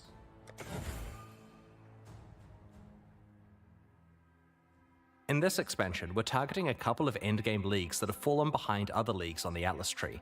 Let's start with Breach. In the live version of Path of Exile, there are 5 Crafting tiers League combined of with Breach Stone. Sentinel. I In am Path of gonna Exile fuck Crucible, everyone we're up raising this the week. area levels of Breach Stones to a much higher baseline level. Oh, 81 I'm for gonna elemental fuck ones, 82 for everyone this physical, week. Oh, I'm and so 83 for excited. chaos. I need to have a sleep right Now now. that the Give me regular Breach Stones are much higher level, we have retired Charged, Enriched, and Pure Breach Stones. They will be converted to regular ones. We have also changed how Flawless Breach Stones are acquired. Previously, you could only get them from Maven invitations, but we prefer access to the hardest Breach content to actually come from playing Breach. Now there are 2 ways to get Flawless Breach Stones, through Blessings, which are now rarer as a result, and through a skill on the Atlas tree. We've also improved the pacing of Breach encounters. Previously, Breaches felt pretty good early on, but quickly tapered off in density to the point where you wanted to abandon the Breach because it just felt like not enough monsters were spawning. Our changes now keep Breaches feeling dense throughout, leaning more on the side of it feeling overwhelming towards the end of the Breach. We have also reduced the duration of Breaches so there is constant monster pressure and you can get on with your mapping sooner. There are a whole bunch of other breach changes that you can read about in the patch notes, such as changes to the Betrayal Research Safe House, Breach Scarabs, Breach Stones from Kirik missions, the Breach Harvest crafting option, the Fragment Stash tab, Divination cards, Breach unique items, Atlas passives, and so on. We're also revamping Abyss in a similar way. Abyssal Depths now always contain an Abyssal Lich. Previously, the prevailing gameplay was to check the loading screen art of an Abyssal Depths to see if it contained a Lich, and bail out if it didn't. Now, the depths always contain a Lich, removing the need for this step. While the rate of encountering Abyssal Liches is unchanged, Abyssal Depths are rarer than before. However, Abysses now have a chance to spawn a Stygian Spire in place of their reward chest, which will drop all of the jewels and other items you'd normally receive, as well as a Stygian Vice. In addition, you're guaranteed to always get a 4-hole Abyss alongside your Abyssal Depths. Previously, Abyssal Depths could only spawn immediately after a single Abyssal hole, which prevented you from getting full value from the Abyss. The Lightless Legion notable passive has been replaced with a new skill which grants Stygian Spires in your maps drop items with +1 to item level. This is intended to allow players to continue to be able to obtain item level 86 Stygian Vices and other base types as a reward for specializing in Abyss. The small passives leading up to this notable passive have also been replaced. We've done a balance pass on Abyssal Lich encounters to make them more appropriately difficult relative to the current standard of endgame encounters. Abyss uniques have had some balance attention also, and the details are in the patch notes. Overall, these changes should ensure you can play a wider variety of leagues in the endgame, both through being able to access them more easily and because Breach and Abyss now feel far more modern and competitive with other popular league content. A big goal of the Crucible expansion is to provide a lot of new ways to build characters, and to breathe new life into older builds. To achieve this, we're doing two things. Firstly, we have created many more interesting options for one of Path of Exile's core build systems, the passive skill tree, by overhauling many of its masteries. Secondly, we have revamped two specific Ascendancy classes. As we reviewed the masteries on Path of Exile's passive skill tree, we realized that a lot of the choices were rather bland and could be a lot more exciting. We went through the masteries one by one and tried to come up with as many interesting stats as we could, ignoring what was currently there. Once we had a short list of high quality stats, we added in the existing ones that used to be on each mastery and picked the 6 best. All of the leftover ones have been saved for later or used in places like unique items. This process was performed on approximately half of the masteries on the tree, initially targeting the ones that needed the attention the most. Previously, some masteries only had 4 options, so we've tried to increase as many as possible to 6 options. We've also added a couple of new mastery types that we felt were missing. Let's look at an example, the life mastery choices. You can see some of the interesting new options, such as the ability to manipulate your low life and full life thresholds, which allows you to more effectively use the damage while on full life support gem and many unique items. Getting a large increase to maximum life when you have no life on your body armor not only works really well with a whole lot of unique items, but also opens up new prefix composition options for rare body armors. Here you can see the armor and energy shield mastery has more options available than before. The other thing we focused on with this one is tying the mechanics together better. Instead of some being about armor and some being about energy shield, we've tried to make sure each really emphasizes having both armor and energy shield. On the Leech Mastery, we've combined the 3 increased life mana and energy shield recovery stats into one choice that affects all of them. The space we've freed up has been used to add some powerful new options, such as a portion of your Leech applying instantly. The Spell Suppression Mastery also has many interesting options. Your chance to suppress spell damage becoming lucky is extremely useful before you've optimized your gear and haven't reached 100% yet. The third option rewards you for stacking more than 100% spell suppression, which previously had few benefits. Now it's something you can plan your itemization around. While looking at masteries, we noted that there were some mechanics that didn't have enough passive tree support, so we decided to add some more options and passive skill choices for those mechanics. We also wanted to grant more access to certain types of masteries in specific parts of the passive skill tree. For example, in order to allow more access to the attack mastery, we've added an attack cluster by the Templar and one between the Ranger and Shadow. We wanted to create more access to other forms of recovery such as regen and recoup, so we've added some new passive skill clusters. Note that there is now a new mastery called Recovery. We've also added more capacity for investment in certain mechanics that we felt could be improved, such as link skills, stun mitigation, and marks. These mastery improvements and passive tree changes are just some of the ones introduced in Path of Exile Crucible. We look forward to your feedback on the rest when you check out the passive skill tree next week. While going through Ascendancy classes, we identified 2 that needed work. the Saboteur and the Pathfinder. Both have been significantly changed in Path of Exile Crucible. These changes reinforce their respective identities while adding some new options to build around. The Saboteur is definitely the Ascendancy class most aligned with traps and mines, but the old version of the Saboteur made it difficult to play anything but traps or mines. The new version has more builds available, including a whole new specialization, Triggers. There are two notable passives that help with this. Like Clockwork grants you the increased cooldown recovery rate stat, which is a pretty rare one. This is great for triggered spells as it indirectly increases their damage. This notable also makes your enemies have longer cooldowns, which can be useful in certain boss fights, for example causing the Maven's memory game to occur less often. The Perfect Crime notable passive summons two trigger bots, which override the location of where a triggered spell is being cast, and instead causes it to trigger twice, once from each of their locations. The layout for the Saboteur's Trap and Mine Ascendancy passives has changed, so that there aren't separate 4-pointers for traps and mines. Now each one has a 2-pointer that is connected to the same shared 4-pointer. We have also completely reworked Bomb Specialist to be specifically tied to area damage, so it's a slightly more general skill. It both gives you some area damage as well as some defense against incoming area damage against you. The Pathfinder has been overdue for some attention, especially with recent features such as concoction skills that she could get the ability to specialize in.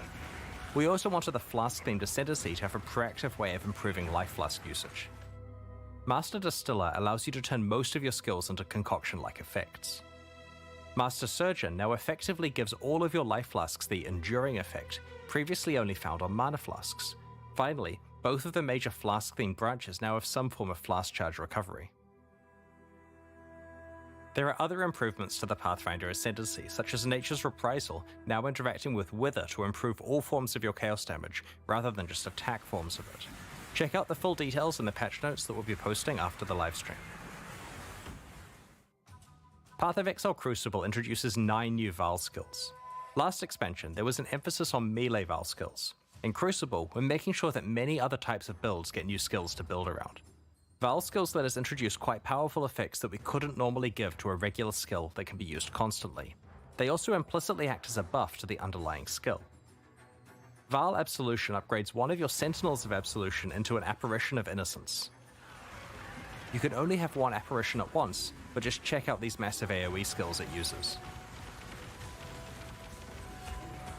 Val Arctic Armor instantly encases you in ice, preventing non-instant actions including movement, but granting massive damage reduction against hits.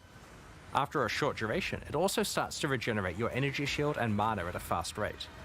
Both the damage reduction and regeneration last for a few seconds, or until you have been hit 3 times. It cannot be manually cancelled. Because the skill is instant, it's a great emergency button against dangerous boss slams.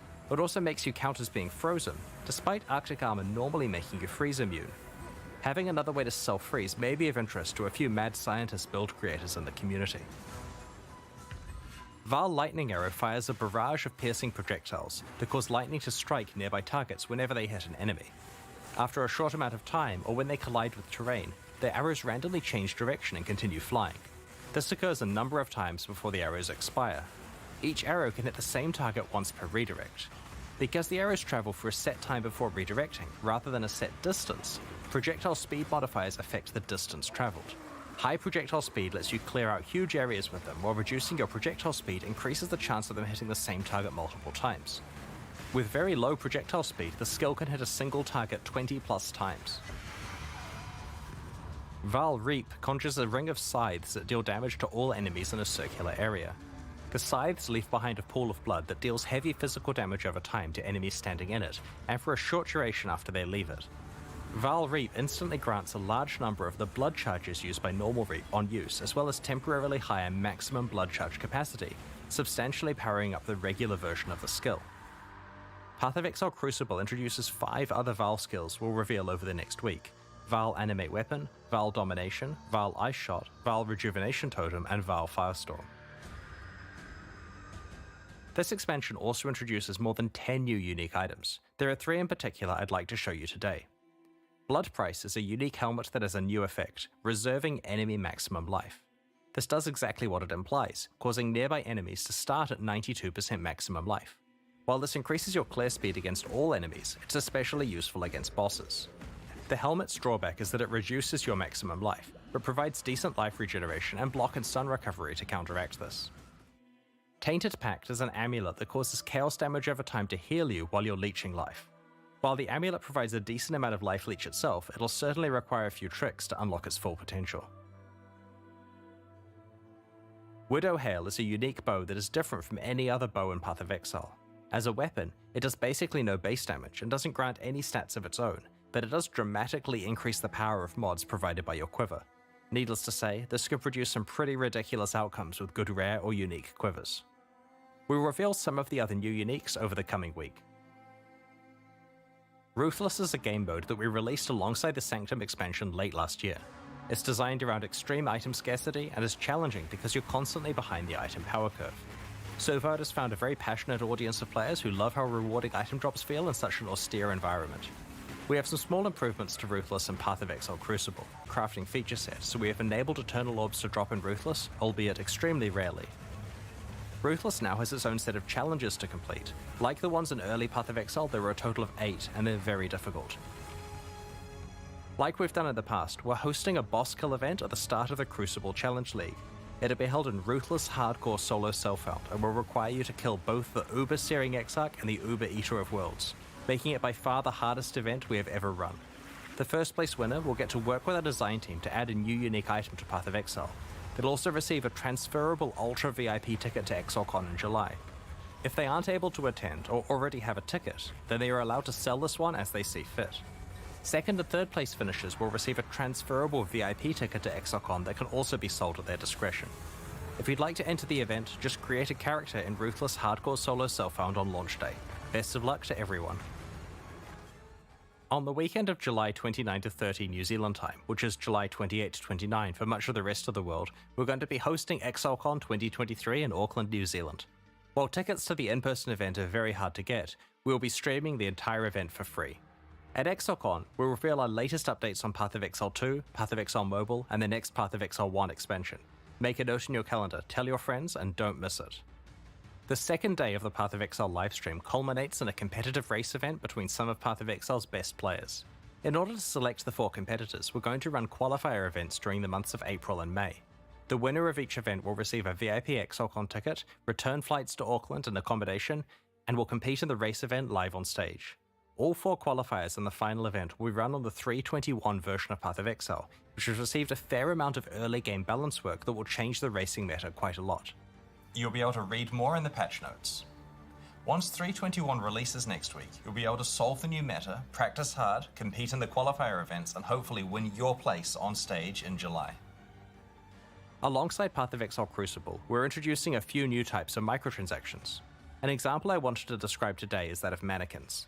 These are hideout decorations that you can place to show off sets of microtransactions you have assembled.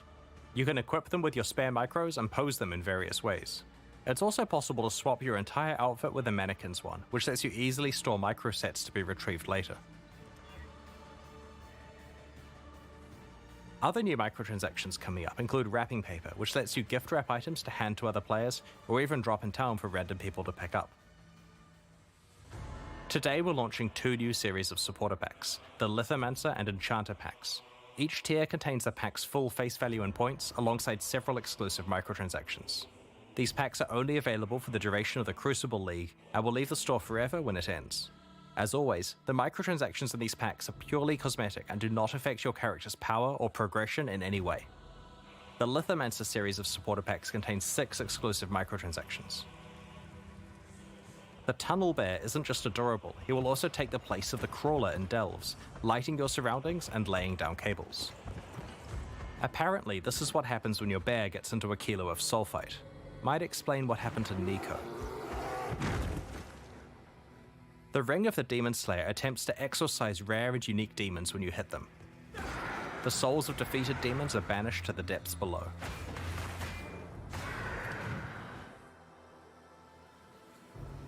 The ancient stone of the Lithomancer's armor set crumbles when you take damage, revealing the crimson core inside. The stone reforms if you haven't taken damage recently. A sip from the ancestral granite flask causes a Karui ancestor to appear and surround you in protective wards. The ancestral portal encases you in molten armor when you travel through it. Talamoana, warrior. The summoned Karui ancestor rallies you to battle and honestly seems to have an unhealthy obsession with combat. Go forth and conquer.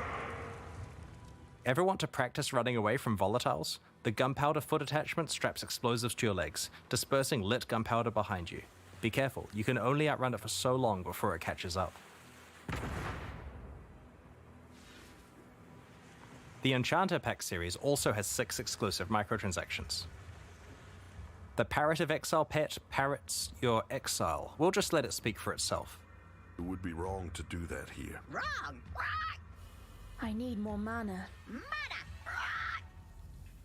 Drinking from the bottled storm Jade Flask encases you in a surging tornado, churning up the ground in your wake. If you stand perfectly still while wearing the enchanted armor set, it will attract butterflies to flutter around you. Be careful not to disturb them. Sick of high-fiving giant purple appendages? The Ritualist's Breach Ring visually transforms breaches you find into occult summoning circles. The Enchanter's Crafting Bench replaces the normal crafting bench in your hideout with a suite of tools fit for a master artisan. The various crafting stations burst into life as you use them. If you've ever wanted to remind your character who's really in charge, the Puppeteer's back attachment has you covered. It truly is the sinister presence pulling the strings. These new packs are available right now at pathofexile.com/purchase. Purchases like these directly fund the ongoing development of Path of Exile 1 and 2. Meanwhile, the Forge and Gemling packs leave the store forever at the launch of the Crucible League, so now's your last chance to purchase them. Thank you for your continued support. We're about to start the Q&A with Ziggy D. After that, we'll post the full patch notes for Path of Exile Crucible. As we approach release next week, our community team will post Crucible's challenges, information on how to update your item filters, more skill gem details, and information on how to prepare for Crucible's launch. On release weekend, we expect to launch the new mystery box and this season's Kerrick's Vault Pass, which can be purchased with points and has a new free track available. Thanks for joining the stream today and checking out Path of Exile Crucible. We can't wait to forge some powerful weapons with you next week. The Q&A will start shortly, so please get your questions ready.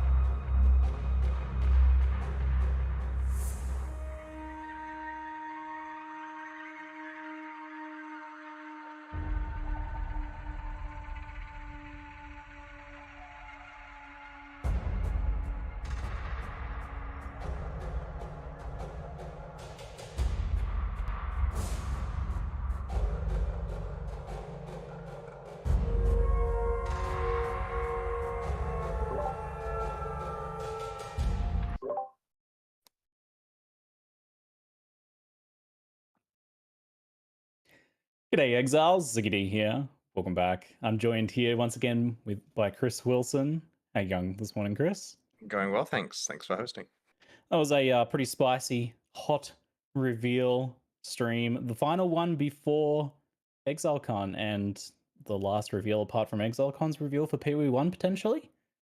Yeah, well, we'll be having basically during the keynote for ExileCon, obviously, we'll be dumping all the juicy Path of Exile 2 info, but after that, we'll have essentially the Path of Exile 1 322 expansion livestream taking place from the main stage there. The ending of an era. It's kind of bittersweet. A decade of Path of Exile action at this point coming to a close, but moving into Path of Exile 2, obviously very exciting. So we won't be probing into that too much here because that is for ExileCon. So for now, Yep. let's talk a bit about Crucible. Has there been any reference to Titans and this very early stage of Rayclestian history before now, or is this kind of new ground that you folks are exploring this time around? We like to come up with a mixture of taking something that's referenced and then expanding on it. And I don't want to spoil too much of the investigation of where this is referenced in the game, but we recommend looking into the Red Blade Warbands faction. That's a good breadcrumb place to pick up. The lore experts can begin their investigations there. So the main feature, I think, of Crucible is the power that it's offering players here. How much power is there in Crucible, and are there any drawbacks to that power? Well, you can definitely view this as pretty strict power creep on weapons. Let's just say that. I mean, I'm pretty sure that there haven't been Path of Exile weapons this powerful before. So you're not sacrificing anything by having a weapon tree on the weapon. It's just purely upside. But many of the individual skills do come with their own downsides, and you can choose whether to allocate those or not. And so on a weapon by weapon and skill by skill basis, you're definitely going to have to make decisions about what's best for your build.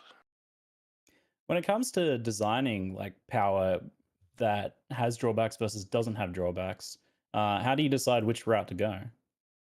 We feel that having hard decisions about weapons and build choices and skill use is really interesting. It causes you to have to adjust your build around drawbacks. We don't really want to make a game where you linearly just get the ability to kill monsters more quickly without having to think. We like the idea of finding a choice you can make where you're like, like this will increase my power, but I have to work around something else. Like potentially there's a skill that increases your fire damage, but makes it so that you have slightly lower fire resistance. Not a large drawback to work around, but it pauses you for a second and causes you to think, where can I get that resistance elsewhere? Now, I want to emphasize many of the skills here don't have drawbacks. This isn't like, say, Scourge, where there's a corresponding drawback to every single one. It's just the case that for the powerful ones, we've put drawbacks on them so that there's a decision that you have to make. And it's typically the ones near the end of the trees that have the drawbacks, so they don't really block your choices very much early on. Yeah, it feels like a big difference compared to Scourge in that regard. But I've always thought power creep is good when it's interesting, when it offers you like different decisions and an interesting extra layer of customization. Do you have any more like most ridiculously powerful Crucible trees or nodes that you've seen in testing so far? There are some pretty cool combos. For example, if you found a skill that dramatically increases your cast speed at the cost of lowering your damage, then you may want to use, say, Summon Raging Spirits, because then your increased cast speed means you're casting way more of them, doing a lot more damage, and the decrease to your damage doesn't affect the damage of your Raging Spirits, so in that case you completely bypass that drawback and get something that's better value. We've also got some quite interesting conditional skills. One's like, there's one I believe that grants movement speed if your dexterity is lower than 100. And so if you're able to make a build that doesn't have 100 dexterity, like for example, you're just pure intelligence or pure strength, then you can easily take advantage of just a free movement speed boost. I wonder what the option is for low int characters. Could something like this ever go core in Path of Exile, or is it just too powerful? Like it seems, I look at this and I think, no way is that going core. We intentionally do not have any discussions internally about whether something's going core until we've let people actually play the league and get some feedback on it, because it's premature if we think, yeah, this can go core and then everyone hates it, or vice versa, then that's an issue. So we throw it out there, see what people think. When we do integrate leagues with the base game, we typically do make changes to make them appropriate for integration. Like one of the many topics for this coming year is what are we doing about Sanctum, for example? And certainly there's discussion there about how we would make Sanctum appropriate for base game integration if it is going core.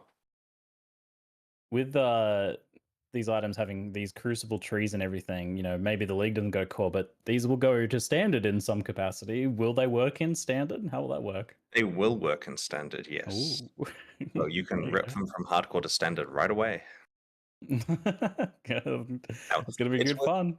It's worth noting you can't level them up or allocate nodes any further in standard. Like, you probably want to get Mm. the tree allocated correctly before you do ref it to standard. But yeah, you can use those skills over there. I imagine there's a lot of experimentation as well because you potentially want to, like, looking at the end game of this is to level up multiple different weapons, selecting the best nodes, and then combining them together until you get like a blend of your perfect ideal nodes. And I imagine that could take a while to get the perfect one. Certainly, yeah. There's a lot of cool stuff that can happen that we learnt from recombinators. So there's quite a big Mm. grind to get perfect stuff, and then when you're looking at it on uniques, for example, the grind is even larger. Like, we're really excited to some extent about how the concept of, let's say you want to have a like Starforge or something that's got the best tree on it. How would you actually do that? And it requires quite a concerted effort from most of the community of online players to achieve that, but it's possible. Now, can you respec or change those Crucible node allocations? Yeah, if a skill has been allocated, like as in you've chosen the skill, you've got all the experience towards it, you're gaining the benefit from it, and so on, then you can scour it with an orb of scouring. So that will unallocate that last node there. And then for the ones that you're working towards that you haven't allocated yet, you can instead retarget the effects, the efforts of the next Crucible encounter you do towards a different node. And I wish I had a graph up so I could demonstrate it. But essentially, if I'm halfway through leveling up to one of the two choices I have at a certain intersection, and I instead want to work towards the other one, I can just freely swap across. And once it's allocated, I have to use a scour to undo it and get that experience back. Excellent, that makes sense. Are the nodes available on two-handed weapons more powerful than one-handed weapons? Sorry, do you have Yeah. something? Yeah. Oh, sorry. I was just doing a quick dev check to make sure I wasn't making stuff up. Yeah, nodes on two-handed weapons are more powerful than one-handed weapons. You could think of it as, broadly speaking, if you have a two-handed weapon, you're getting the same rough power that you would from having a one-handed weapon dual-wielded or with a shield. Certainly makes sense. And that kind of like feeds into the next question. Like quivers aren't craftable because a bow is a two-hander and gets that power level, I assume. Correct. Yeah, we had the choice there of, do we want a bow to be balanced like a one-hand weapon or balanced like a two-hand weapon? And we thought, well, probably balance it like a two-hand weapon and just ignore quivers. It means that we can double down on having powerful bow effects, and players only have to, in that case, craft a tree on one item. Did you ever feel like maybe we should give a special exemption to face breakers and similar items that have you not equip a weapon? It's been discussed, but there's we don't want to have a philosophy that every Path of Exile League must work on literally 100% of builds to its fullest potential, because that really constrains us to really watered down leagues. So in a case here where a Facebreaker character potentially just doesn't get a boost like the other characters do, I mean, they can still play just like they could last league. It's that they're not getting to enjoy the the main hand weapon damage they're getting from this. They can obviously still craft a shield or various unique items. Yeah.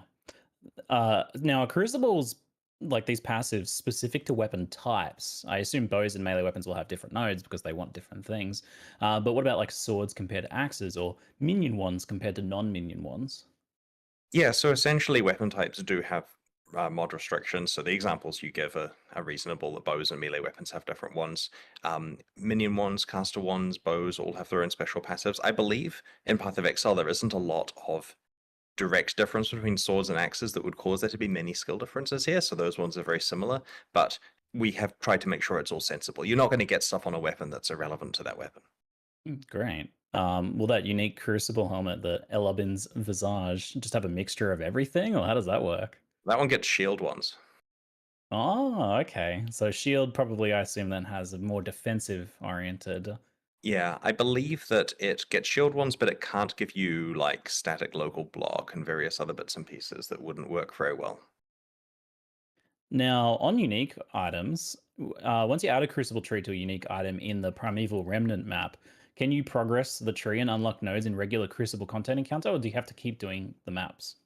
You can unlock nodes the regular way. So basically, doing that map, if you get the mod on it that enables you to put a Crucible tree on a unique, and I should add that's a moderately common mod, but certainly requires you to get lucky and get it, then you've kind of unlocked the ability of that unique to then have a tree that's explorable. At that point, you can then just go back to regular content in your regular endgame maps and level it up. It's only when you need to get a second copy of that unique unlocked and or do combining that you need to go back to the Primeval Remnant maps.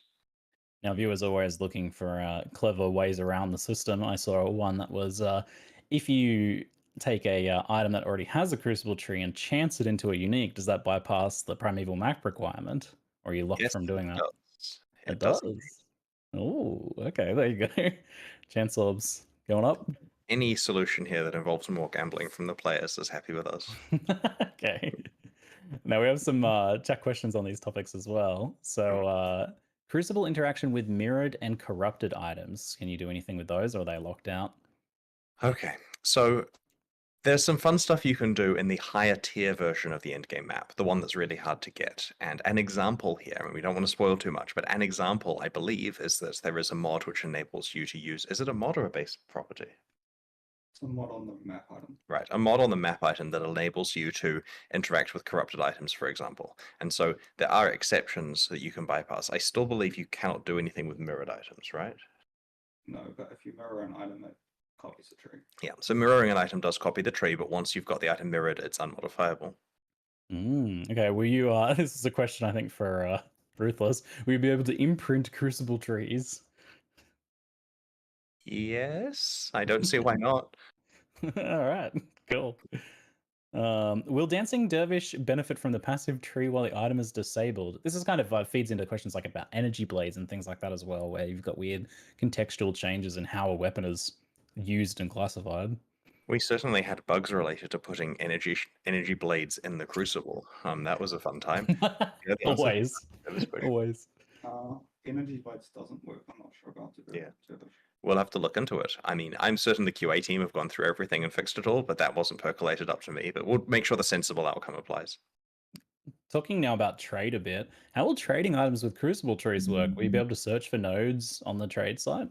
We are trying to get that functionality, but it's worth noting the way that this works is the trade site is put together by one of our staff members who's very busy, and he only gets the copy of the league to go and do the trade site stuff like yesterday kind of situation. So he has a week to get Crucible support working, and so we're working on it. It's difficult in this case. We normally can easily within a week sort out any itemization stuff that came from a league, and in this case it's quite complicated, as you can imagine. So we have no promises there, but yeah, of course we wanted to work on the trade site. And it's worth noting we do have an API, so if the public want to take the API and implement it better than us or faster than us, they're welcome to do so. But in the meantime, yeah, we'll try to get it up, and we want it so that people can easily identify certain nodes and trade for the items. And my expectation is that it will probably be straightforward to find items with a specific node, but doing complicated searches involving combinations of nodes and other stuff will certainly not be possible initially. And so I think that the worst case scenario is players are going to be able to find a bunch of items with a node that they're looking for and then manually examine them to work out which one they actually want to trade for. And that's not a terrible compromise. In fact, it's personally how I prefer it to work, so the trade is a bit sticky. I know. The poor developer, though, I imagine this is quite the nightmare on the web dev front, but I hope they take our energy and other building also take our energy. Now, magmatic ore was something that was kind of just subtly referenced in there. It was said to be a way of having tradable, itemized Crucible tree experiences. Hilarious comment. Can you tell us anything more about what these are and what they do? Right, so it's Crucible tree experience rather than experiences, which means you gain experience for the tree that you've got. So you consume the magmatic ore, and it levels up your item as though you'd done encounters. And so it's worth noting, this is not meant to be the efficient way to level up items, right? It's certainly not the case that people are going to bypass the encounters and just go and trade for these and they never have to actually play. This is a really inefficient way of doing it, but it is possible. If you're currency rich and time poor and need to find a way to get that last bit of experience, then this is a way to do that. It's kind of like a facetous lens being a single use item that grants the experience. And I suspect that, it's obviously going to be priced in the economy based on how useful it is, but at the end of the day, it's not going to be the primary way that you level these items up. Right, gotcha. I mean, I feel like if there's a way of efficiently playing the game by not playing the game, someone will figure it out. In general. Yeah, it's dangerous for us to add, but we do like the idea of a limited amount of tradability here, and there's various ways to get it as well, which is interesting. Like there's sell nodes on the trees, as we call them, the ones that you can vend. You can vend the item to get some. There's mods on the endgame maps, and it helps a bit because when we were designing the endgame map, We didn't want the individual monsters you're fighting there to work towards leveling up a Crucible item when you're already expected to bring multiple Crucible items in with you in order to combine the trees together. Right.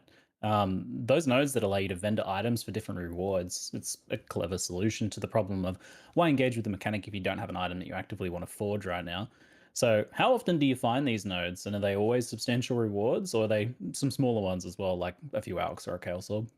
It's worth noting, we believe that people always will have items they want to forge, and the goal of these vendor nodes is to tempt them away from that. Like at any stage, you could be working towards making the best item on the realm, but instead, oh, there's a divine orb if I just sink in a bunch of encounters into getting that. And so it's a job well done of these nodes if you are sitting there getting, currency rather than actually making the most broken items.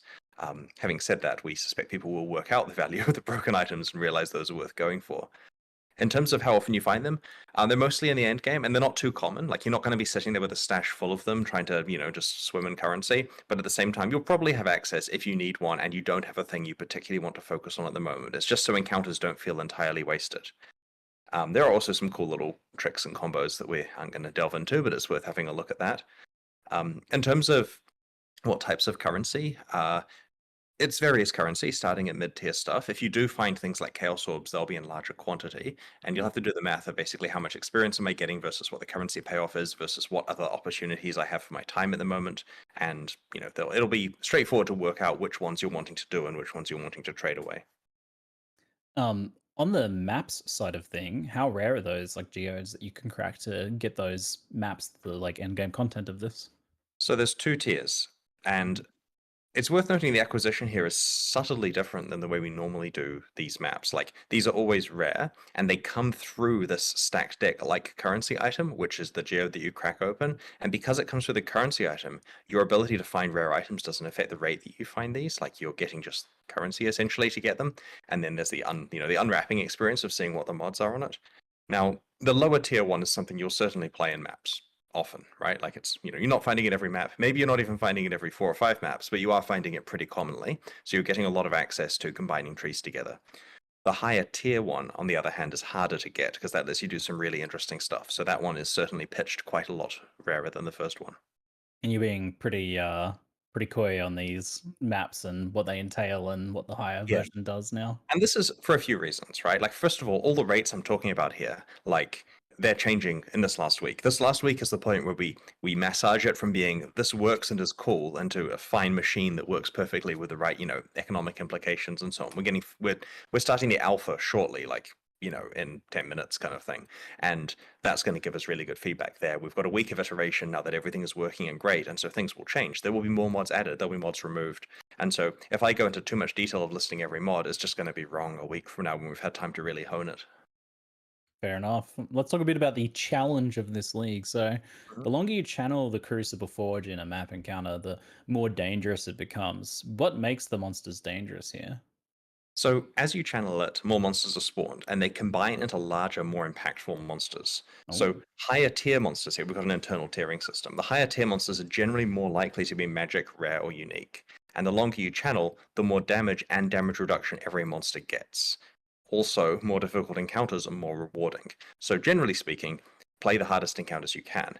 But it's worth noting, and this is an interesting question, everyone comes up with, is there a button I can click to bypass the channeling and just have the hardest difficulty encounter, right? Fair enough, no one likes having to wait a few seconds, but it's worth noting the hardest difficulty encounter will probably smear you to the wall. We want, and this may be wishful thinking because some Path of Exile players are very capable, but we're trying very hard to make it so that the highest difficulty encounters are significantly harder than League content that you may have accidentally run into in the past. Now, of course, you don't need to max it out like that. Maybe only do that if you have ridiculous twink items or something. We are also trying to signal this in the UI. This wasn't shown in the video, but we are having kind of like a temperature concept where the harder it's getting, the more you see the UI getting a bit angry at you. And so I can generally handle about this amount of difficulty, and you've got an idea of where your character falls on the scale. You're certainly going to want to go as hard as you can, but our goal here when designing these risk versus reward leagues is to kill your character. We want to set it up so you overcommit and get nothing, because that way you'll learn your abilities and it's a little less gifty than if we just had every encounter succeedable. It's like Metamorph all over again with players putting sticks in their own front tires and being like, oh no, why have I crashed? Oh. Cool. Yes. On that note, then, what happens if you fail a Crucible encounter? Is there some risk reward aspect here, just outside of dying?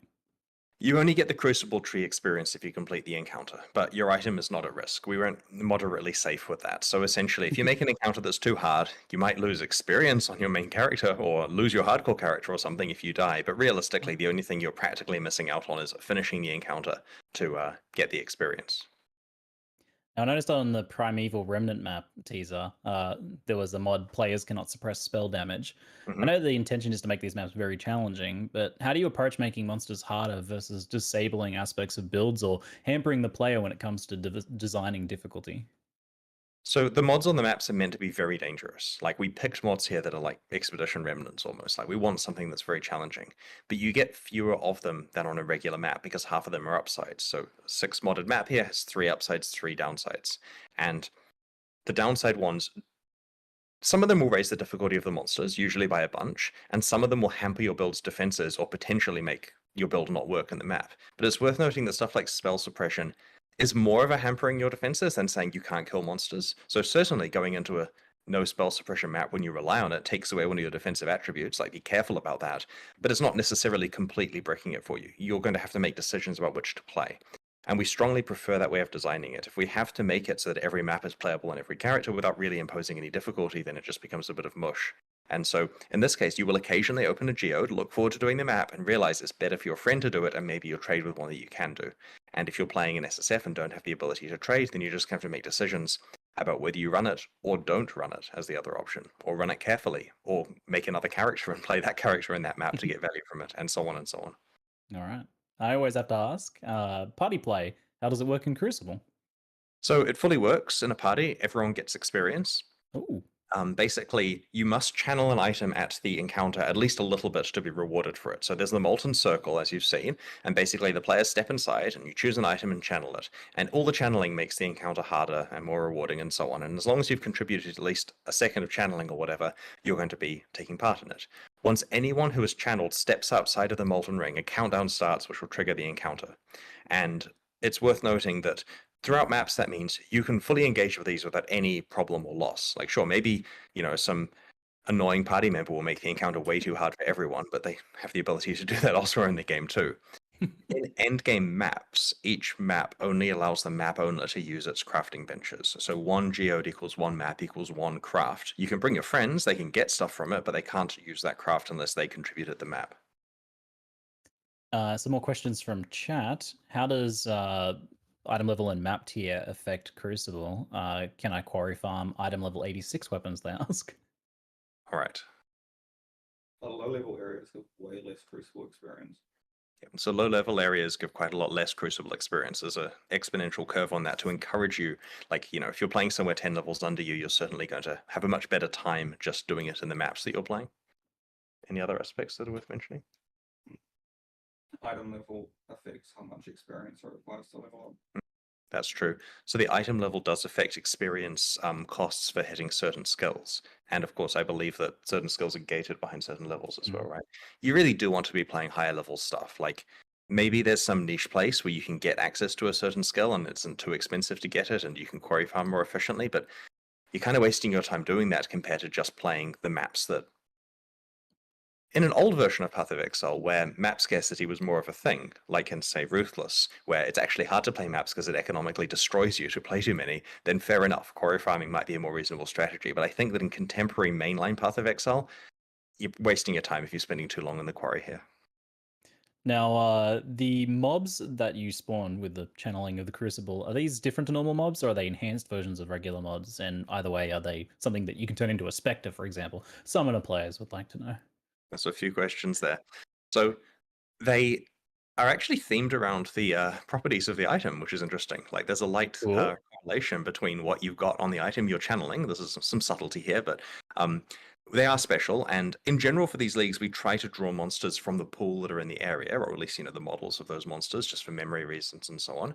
Is there anything else that's special about these monsters here, aside from the fact that they're quite a lot harder if you make the encounter hard? Yeah, they have new skills. And they are spectrable. Yeah, so all spectrable, all have new skills. There is essentially a separate set of Crucible monsters. None of that is what I expected. I actually personally underestimated how important new monsters are for league design. Like, we've done a lot of these leagues, like 38 or 39, and if you sat me in a room alone without any other devs and got me to list what goes into a league, I'd forget new monsters. But a lot of people here realize it's critical to have it so the texture of the moment-to-moment combat with monsters does feel different than the rest of the game in a league, and so that's been quite interesting. As something that it honestly took me a lot of years of development of Path of Exile before I realized how important that was. You said the modifiers on the item affect what monsters spawn. That's such a like The clever, tree, nuanced. the tree modifiers, like Okay, what the yeah, tree that you're leveling up. still, You'll see what we mean. It's yeah. not a big deal. It's just cute. I Or mean, maybe that's what I mean. Like, that's really cute. Like, it's a cute detail, a nuance that I wouldn't have expected. Neat. I know we're rushed to make these expansions in the cycle time we have, but we do get time to finish the details. And interestingly, this cycle has been 17 weeks, so we've had a few extra weeks to get it right. And yeah, I mean, I don't mean to prematurely curse anything, but we're actually looking in a pretty good place quality wise. Like, the number of issues we have open in our tracker and the stress on the team is significantly lower than it has been at various points. Like, I think yesterday, when we're at the point where we would in the past have had 250 open issues, we're at like 87 by my count. And so, I'm not seeing overtime being done outside of a little bit of preparation for the live stream the last few evenings. And so that's looking pretty good. I think that, like the incursion launch, we're going to be hitting it with like a bit of time to spare and make sure everything's good. That's excellent to hear. Yeah. And details like that, nuances like that as well. I think they really add to the like flavor of it. This weapon that you've been working on for a while is going to feel different to craft than a different weapon in a subtle way that you might not even put your finger on. And that's quite cool. So let's move on to a league revamps topic now. So the breach revamp, I feel, is actually a really clever way of dealing with the issue of like old content bloat, or of the game being too overwhelming for new players. Revamp older content, shift it up to a higher level where it's discovered later and less likely to overwhelm those newer players. Now, was this the intention here, or just a happy side effect?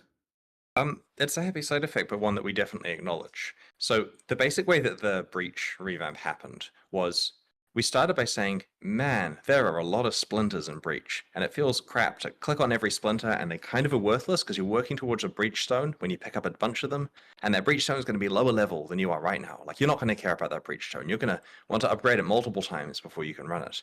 So how do we fix this? We thought, wouldn't it be cool if splinters were rarer, so they're impactful and there's less clicks, and they actually led to something immediately good? And so we realized, oh look, let's take breach stones and just like bump them up a bunch of levels and basically make breach stones themselves valuable, because in their current form it's like based around an old version of Path of Exile. And then we realized we can just remove 3 tiers of breach stones in this case, and we just cascaded the chain of tidy ups from there until eventually breach is pitched at way more impactful, tighter than before, higher power level, more valuable splinters, and that's where we ended up.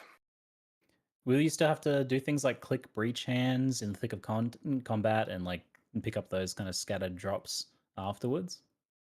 Yes, you do. And we think that clicking chests during the hectic combat with the chests vanish at the end is actually part of the fun of Breach. Like, here is a glimpse into another world where monsters are rushing in from all directions. What can you get? Can you kill them in time? Can you get the chests? Blah, blah, blah. It's part of the challenge of the short flash encounter here, is to get as many items you can through whatever means. And so we didn't want to make it so it automatically gives you your entitlement of chest items at the end. Now, picking up scattered items is annoying. I get that, right? There's no, this is not an intentional thing that we're trying to make the player have to run around afterwards and look to see if stuff drops. But we didn't find any good solutions that solved all cases, right? Like, during this process, there wasn't an easy way of sorting that out that fit in with the other changes we're making. But we're going to keep an eye out on feedback. It's certainly something we're open to changing in the future if we find a good solution. The Abyss revamp looks great. I don't really have any specific questions about that one. Maybe chat will. But can we hope to see similar quality passes on more dated things in the future? Like, for example, Harbinger, maybe? Yeah, it's very likely. No promises though on when. Like, for 322, we haven't scoped out what endgame improvements are looking like yet, so it could well include Harbinger, or definitely not, and we don't know yet. And back to that kind of initial question, which was the idea of like content bloat or things being a bit overwhelming for new players. Is this something that you guys recognize as a major issue, especially in the lead up to Path of Exile 2 with a bunch of new players on the way potentially? We're always aware of the fact that Path of Exile is a complicated game with a lot of stuff going on, and your point about raising the level of breach to take it away from, your introduction to maps is very valid. It becomes a thing where you know Path of Exile pretty well by the point that it's introduced, and it's difficult towing the line between how to describe this. It's difficult towing the line between lots of content being available and content being introduced at a slow pace. One of our competitive advantages versus other action RPGs is the fact we have a vast library of old content that's fleshed out. But on the other hand, that can be a problem because for new players, when they have to understand 20 complicated systems or 50 complicated systems, it's sometimes easier to play other games that require less learning. So we're trying to make sure that many of these do actually feel pretty optional and you get them, it's no problem for them to learn how Breach works several weeks into playing potentially. A bunch of people are also asking if there's any news on Ultimatum. We have mentioned in the past that we have a plan for Ultimatum. That plan is definitely still happening, but not part of 321. Fair enough. I'll just check every time until. Yeah. Maybe it'll be announced at ExileCon. Maybe. Okay. Is Ritual being looked at for improvement? It got hit pretty bad due to the removal of +1 monster level watchstones. This is a question from chat. It hasn't been discussed yet, but as I mentioned, we haven't worked out the next set of endgame improvements, so fair enough. It'll be on the list to look at. Is there any plans to change Blight Atlas Tree notables? Half of them are there to guarantee Blight events when there's already Sextons and Scarabs. We actually did a pretty deep look at Blight on the Atlas Tree a few months ago, and there were some inconsistencies we wanted to tidy up. Again, I can't promise that's in scope for 322, but yeah, it certainly is something that we probably need to evaluate. All right. Talking a bit about now masteries and ascendancies, as there's some pretty big announcements there. One in particular that really impressed me was the life mastery that gives 15% life if your body armor has no life on it. That kind of feels like a game changer in some ways. Body armor has always had really fierce competition, and whether something has life or not is a big part of the evaluation there. So I really like this design overall, but we do have some unique items that have 5 to 10% increased life, and I imagine that might feel like a bit of a bummer if you want to use one of those. Well, in that case, you save yourself a passive point, and you get to, go pick a different mastery, and there are some powerful ones to pick instead. That's true, a lot of the other ones. We're not intending to go and remove life off those because of the presence of the mastery. That'll make it feel pretty mandatory. That'd be such a funny way to solve that problem. Yes. Find that no life. Now this constellation style design that makes up for a shortfall feels like kind of new ground here, and it might have some potential use cases in other areas. Like for example, the idea of 20% increased movement speed if your boots don't have movement speed. Is this something you'd consider expanding out in other areas? It's currently just on the life mastery. I mean, we've got other interesting new designs on the other masteries, of course, and it is a possibility for later, but we want to be careful with this one because in the boots case, for example, I worry that soon you'd pick, the masteries that make your gear good, and then it doesn't really matter what your items are, as long as you, for the love of God, don't roll that movement speed or life. And that's kind of against most of how people are trained to create items in Path of Exile. So we're experimenting with body armors with life, but other things follow normal rules for a while. Yeah, it is. It does seem kind of like an experimental thing because you're right. It could go the other way to what you want, where it's warping perceptions of items in unpleasant ways potentially. So interesting. I'll be keen to see how this one goes then. A lot of the other masteries look really impactful as well. I was pretty surprised to see instant leech after that being such an issue in the past, for example. A lot of people have been hoping for a meta shakeup in terms of changing skills specifically, but here we're getting a bunch of new Val skills obviously have an impact, and then all of these masteries and passive changes and stuff like that. Now, what factors kind of go into deciding whether you want to rebalance a skill or the other things like gear and passives around a build, rather? So regarding the meta shakeup, we could at any point go and pick a bunch of skills and alter their damage values and so on. And we've done that in the past, and it hasn't really been as impactful as we wanted. Often what will happen if we buff things that are underused is people don't immediately notice, and then a while later someone stumbles across it, and that doesn't immediately cause the feeling of a new meta that people wanted. It feels like the same meta even though there's stuff they haven't found. And so we wanted to try in this case, leaving the skills alone for the most part. I mean, there's skill balance. You'll read it in the patch notes in a little while.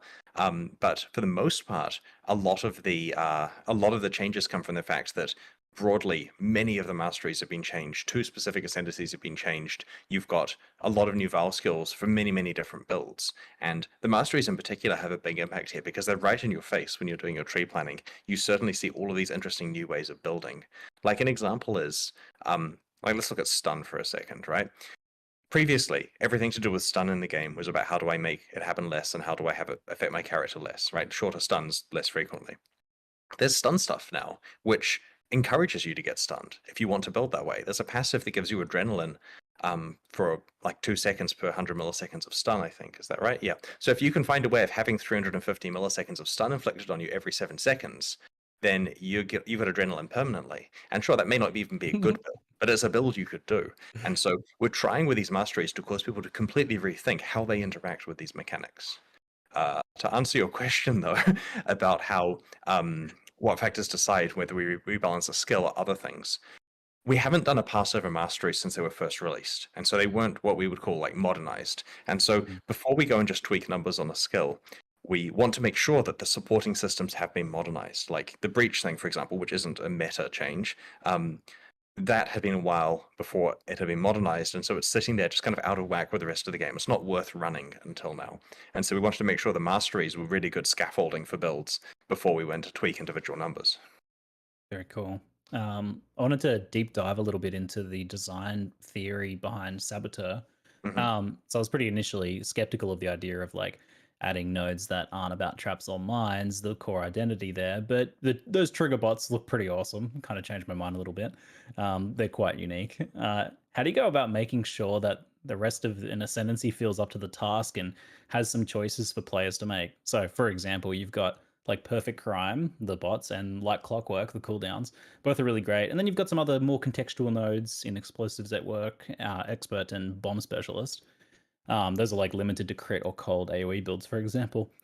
But they're still potentially usable. But then everything else is traps and mines, that core identity. There's like such a big divide between the two playstyles there that there's not really any overlap in the nodes. So you potentially run into an issue where when you do something like this, you have no real choices to make because all of them you've only got the choices that make sense for the build and the others are completely irrelevant. So that feels like a potentially a little bit one-dimensional for Path of Exile. So kind of how do you get to this point?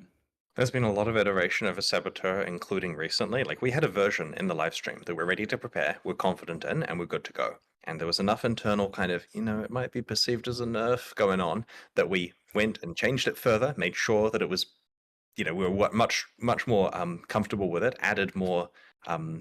Did we add entire nodes to it? Or we literally added a node to it to make sure that there was more choice and that it worked better.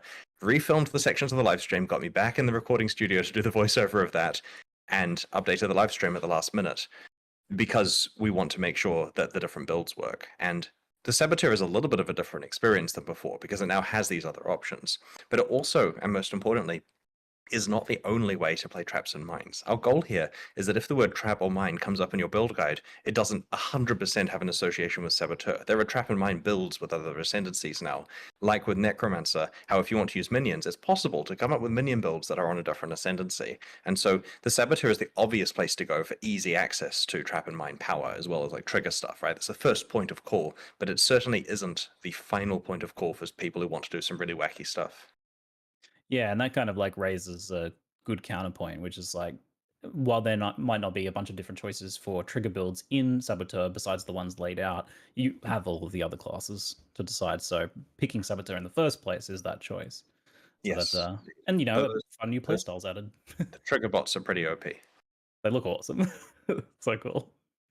Does the new passive reworks to the two new classes affect Ascendant at all? Did we change the Ascendant? Yes, we did. Yep. That's cool. I Awesome. didn't know that. Good work. Yes, we have. Good job, background devs. I want to look at that now. Do you folks plan on changing passives around the tree or just the masteries that are changing?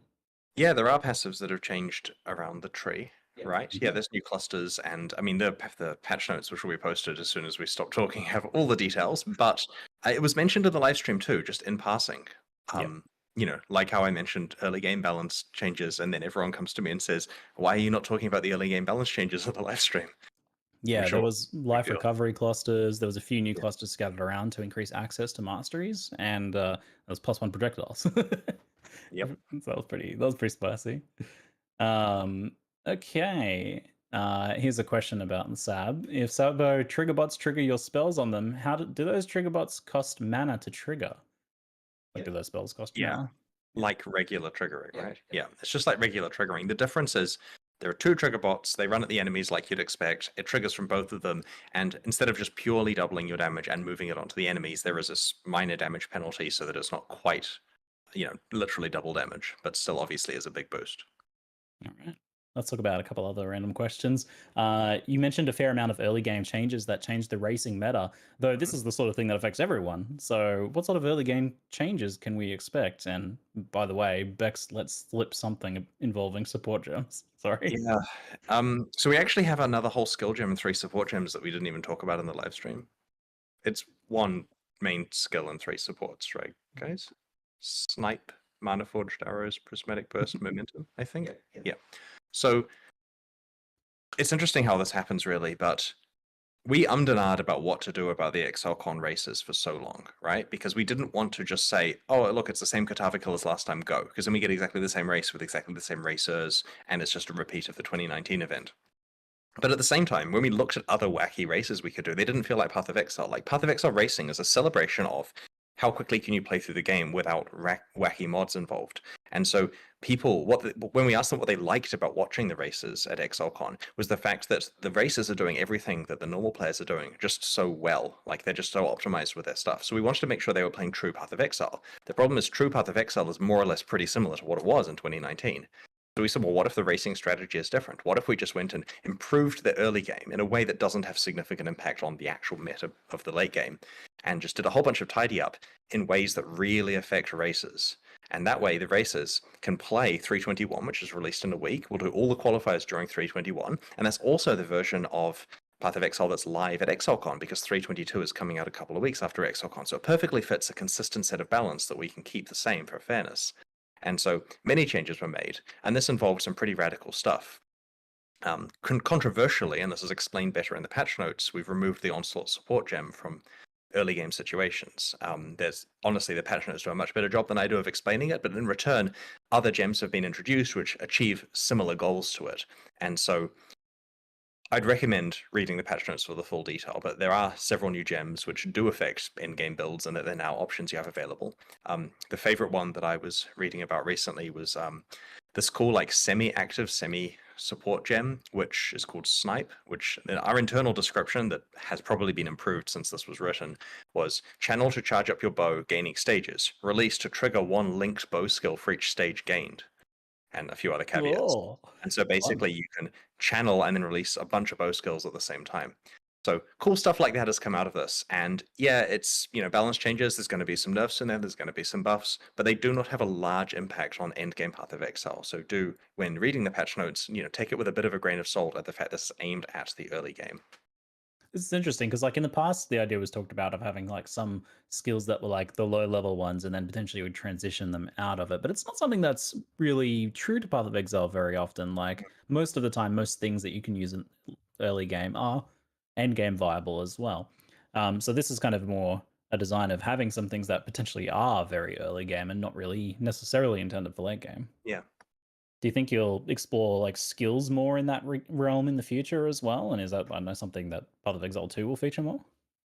Well, Path of Exile 2 gives us an opportunity to somewhat tidy up what skills there are, and we're moving things around between levels and basically having a chance to, because it's a game that obviously involves many changes, having a chance to actually review stuff. So that helps with us working out what are the early and high versions of things. Obviously, we can make those changes in current Path of Exile 1. It's just that it comes at a cost where we take something and break it for high levels, or take it away from early levels and suddenly build, say, hey, I was using that. And, there's certainly a live cost to that. Now I see a few things come up in chat repeatedly, so I'll touch on those. Some other Ascendancy players. What was that? I was asking, they want us to log in. That's certainly that. Okay. There's a few other Ascendancy players who want reassurance that their Ascendancy will be addressed. I see Gladiator mentioned a lot. Yeah, we could list the 17 Ascendancies. We don't yet know which ones are coming. Shall I tell a story? Okay, I'm going to tell you a story. Sorry, everyone who's on patch notes. We're getting story time instead. We wanted to nerf all the Ascendancies and Ruthless for power reasons. And so we looked into what that would involve. Pretty quick numeric nerfs. And while doing so, we came up with a whole bunch of new interesting stats. And we said, okay, well, we cannot release these stats in just Ruthless.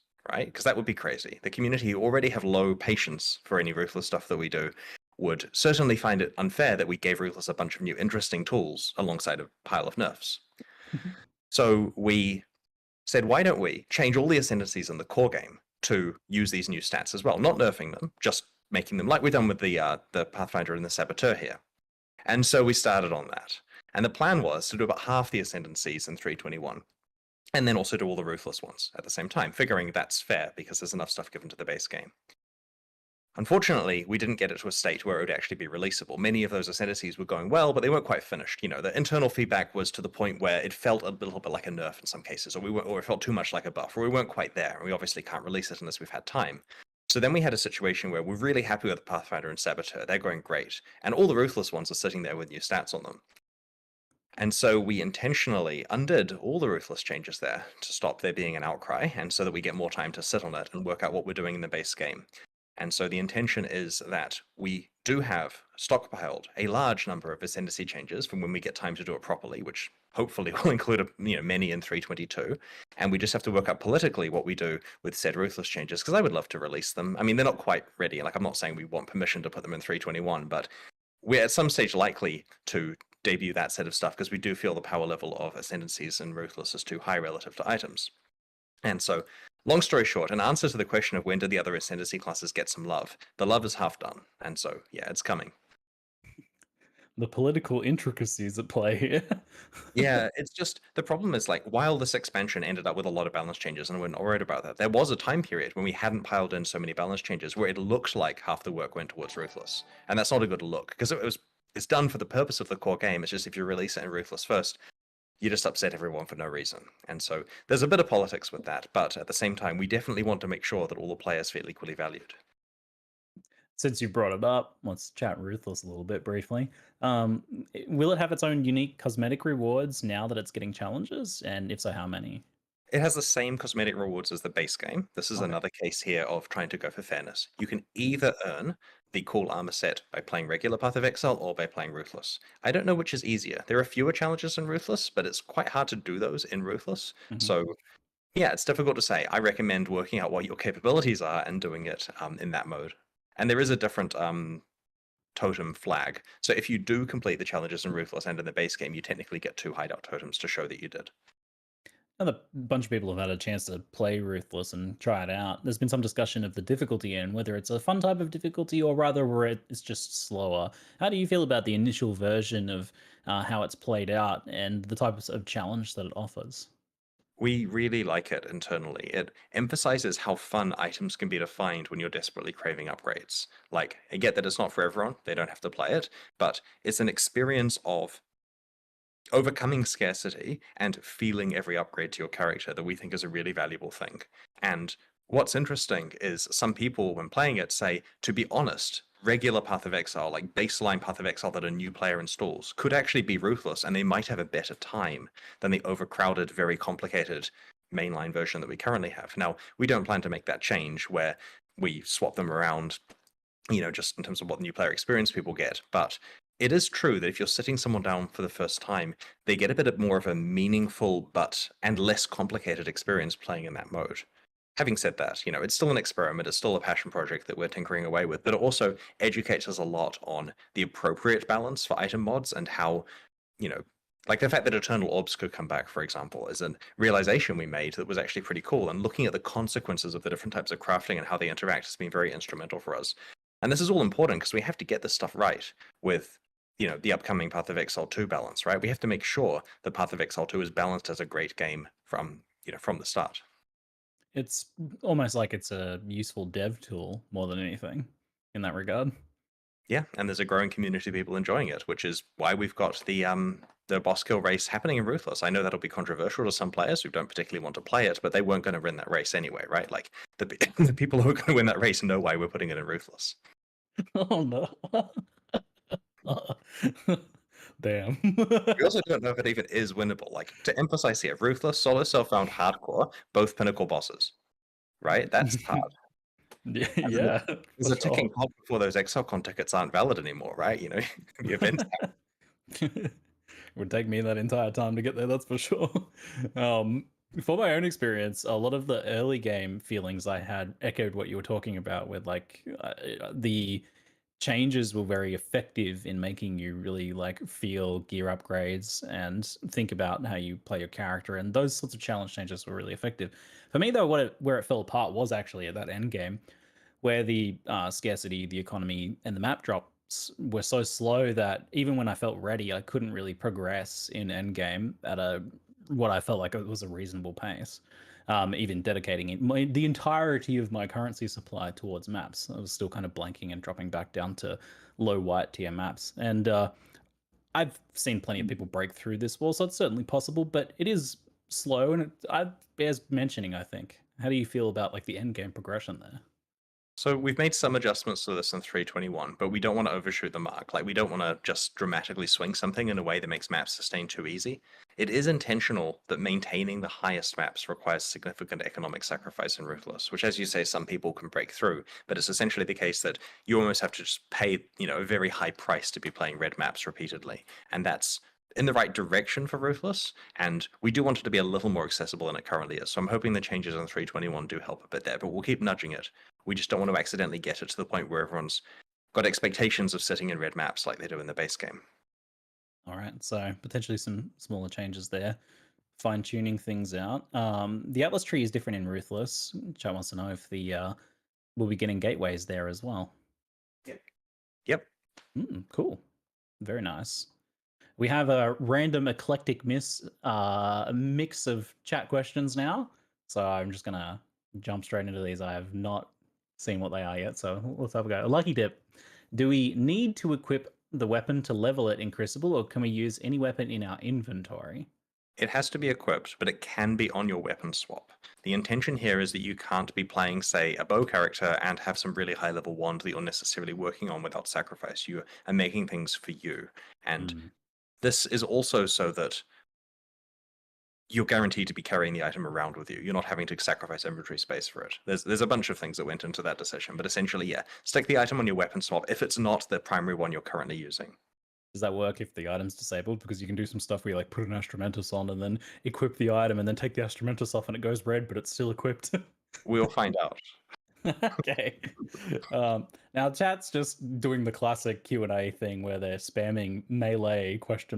Like there's a question there. You do know that questions involve a few more words than that usually, but maybe that's enough for you to work off. Melee? So in the last expansion, we intentionally introduced a large number of Val skills and some other melee changes. And so the intention with the melee Val skills was to raise the power level of all of those skills, because periodically you get to play them in God mode for a few seconds. And we haven't made as many melee changes in this particular release here, and that's partly because there are, the other 90% of players also would like balance changes. So we definitely have it on the radar to keep an eye on, but there's nothing else in 321 apart from what you'll see in the patch notes rather soon. Yep. So advanced skills and masteries and a couple fine tunes here. So have a read in a second when I stop talking. What happens if you animate a weapon with a Crucible tree? Oh, It works. oh the Do new you expect level. less from Path of Exile?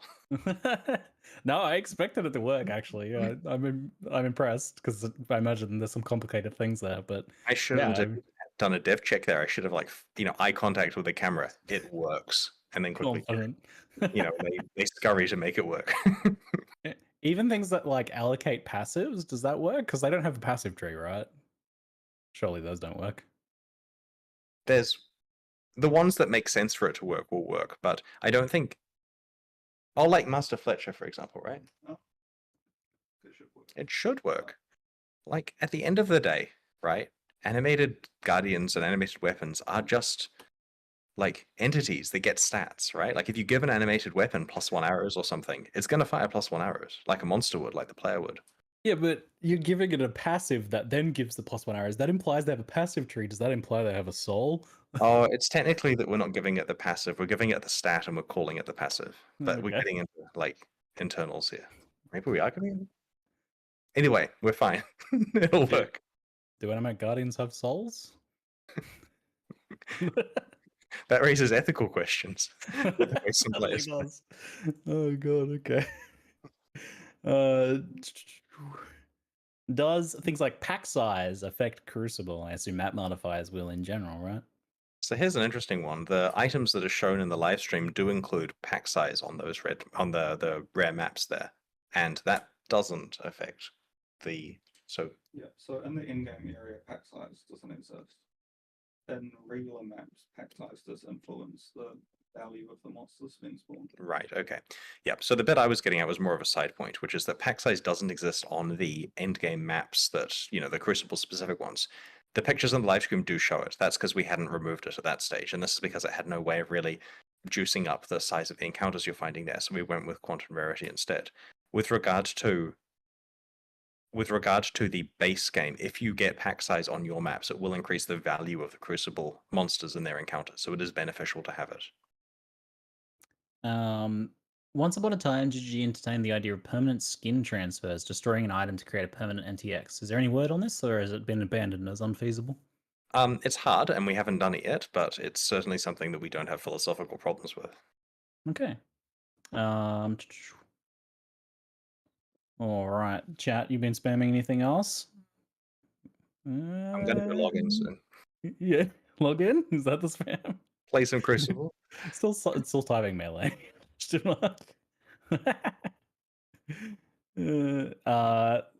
Any changes planned for expedition gear? What's next with Ward? I'm unaware of any changes planned for expedition gear at the moment. I mean, at this stage, it's pretty much a matter of they can read the patch notes in a couple of minutes, and that will answer, and Control F Ward, right? And otherwise, keep posting feedback about what stuff you'd like to see changes to, and we'll look into it for the upcoming expansions. Perfect. Well, let's make that 1 minute. People want to know if fishing rods will have crucible trees, Chris. I'm not going to answer that. I'm going to let them work it out, right? Perfect. All right. Thank you very much for your time, Chris. Thanks for you're the welcome. Q&A. It's been great. Pleasure as always. Thanks so much. All right. See you fun folks later. Bye-bye.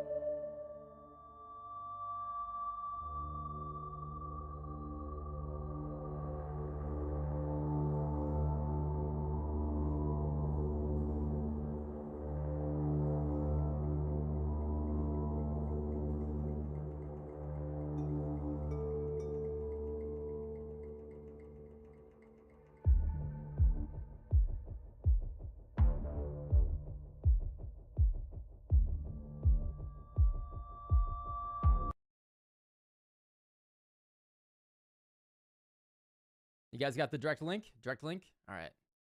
All right, we got it, guys. Woo! We're up. We're up. All right. Thanks for the link, guys. Oh, we gotta take that. I'm getting hot and bothered.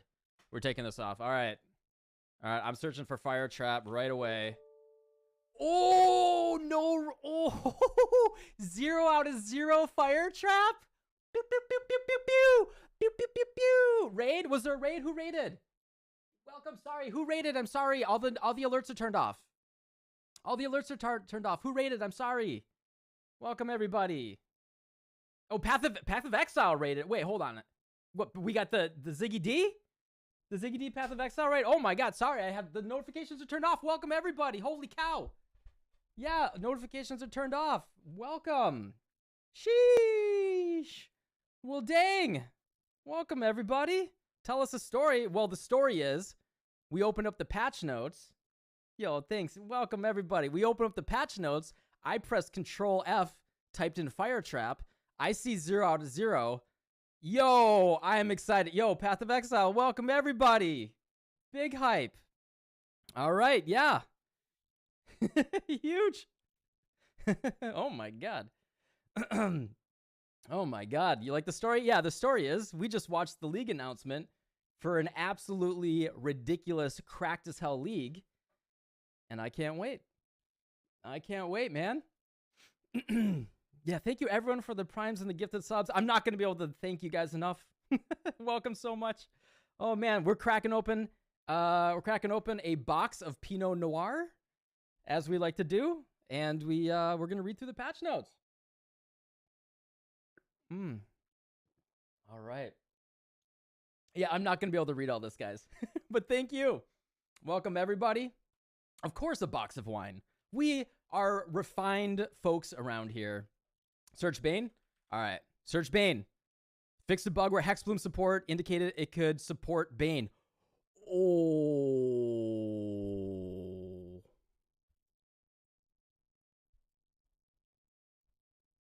Well, hey guys, new new league starter, by the way. You might know me as someone who makes a Bane league start, but we got you covered. We're going to be league starting Fire Trap Elementalist, youtube.com/subtractem. I'm already working on the guide right here. I started working on the guide this morning. If you want a full walkthrough leveling guide, this is only Act 1. We got pictures. We got everything. So I'll get you, if you guys want a kick-ass league starter, I'll get you guys covered. All right. Thank God that Fire Trap didn't get touched. All right, and if you guys don't know, I generally do beginner-focused content. I have a lot of very, very long guides. If you guys are interested in all that, on youtube.com/subtractem. I'm not going to be able to answer individual questions right now. I'm sorry. I will update the Bane guide. Bane will be fine, but it won't have the insane explodey that it has this league with the Hexbloom support. Yeah, the Hexbloom, looks like Hexbloom got nerfed from Bane right there. Oh my god. All right. Melee, you guys looking for melee? Look, oh, +3 melee strike range, guys. We can play Vol Cleave. We got the +2 melee strike range, and then we get the Vol Cleave +3. Let's go, log in. All right. Let's start going down these patch notes. No more stalling. Welcome, welcome, everybody. Let's do this. Oh, Control F Ignite. Zoff's Inception. 50% chance to refresh on critical strike. I mean, all right, I'm just gonna look at these right now. Hold on. Bring enemies have a 3% chance to explode. Oh my god, my build just got buffed. My build just got buffed. Now we have built-in explodey. Let's go. Regenerates 1% life for each 1 cat. Okay, sick. Oh my god, that's a pog. Fire Trap Elementalist is looking good. Don't tell GGG. I don't think Bex or Chris are watching right now. They just, they did a big presentation. There's a lot of, they're all tired out. They don't know. All right? Don't tell them. No snitching. No snitching. Do not tell them. Okay? Thanks for following, guys. Thanks for everything. I'm not going to be able to thank you guys enough, so. There are drops right here as well. Exclamation point drops. Search Elementalist. All right. Yeah. We're gonna look 0 out of 0. 0 out of 0. That feels good. Okay. I usually try to avoid spoilers, but I can't. I can't, guys. I can't. All right. We gotta go. All right, Crucible Challenge League. This is just gonna be going over stuff that we already saw. We don't want to bury the lead too much here. Challenge leagues are a great opportunity for a fresh start on the new economy. This is all the same stuff every single time. 9 new Vol skill gems: Absolution, Animate Weapon, Arctic Armor, Domination, which I'm really curious what that one is. Vol Firestorm. We did see the spoiler on Vol Firestorm. Looks like it leaves a burning ground, which is hype as hell. Vol Ice Shot leaves mirror images behind, and they shoot as well. Anonymous. Oh my god, thank you. Thank you, everybody. Thank you for the gifted. Vol Lightning Arrow. Vol Reap looks sick as hell. I looked at the numbers on Vol Reap on the preview. They are bigger. It's actually probably going to be insane. And I am very curious about Vol Rejuvenation Totem. New Atlas Gateways. We saw that. New Dexterity Skill Gem Snipe. Charge up your bow gaining stages. Release to trigger 1 supported bow skill for each stage gained. If there's no supported skills, the skill will fire on its own. Cannot be used with totems. Man of Forged Arrows. So they're doing a lot of projectile stuff. All right, hold on. Let me see. 1 second here. Zoom in on the text. I can make it bigger. Sorry, guys. Sorry. We'll make it real big for you guys so you can read better. Let me know if there's anything that I'm missing. All right. We gotta wet the whistle a little bit. All right. Man.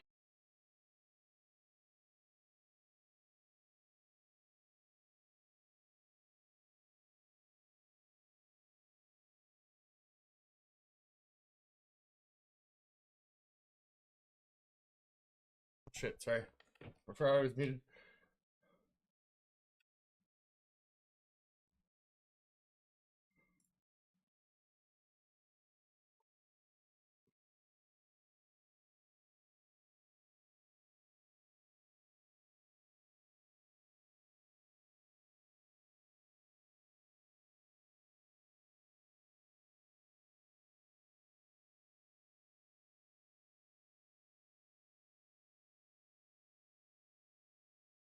Nani Divine's there.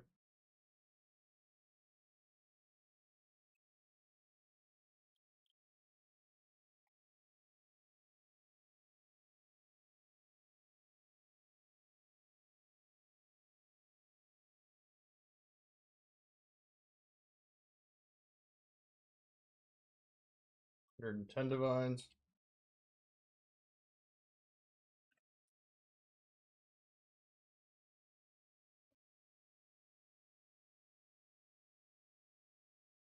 $115, $119, and our starting point had been, I think 50. So we made 69 divines in 5 minutes. Crazy. I gotta read through the patch notes still. Apparently they just came out. I know I was gone for a little while there. I was talking in my Discord. If you're not a member of the Discord yet, go check out there. But that's where I've been talking. I'm making a new channel on the Discord. I can be transparent about this because it's not done with ill intention. I just called it Good Players Chat. Right now it's just me and Quiddy. But it'll be people that it'll be application only.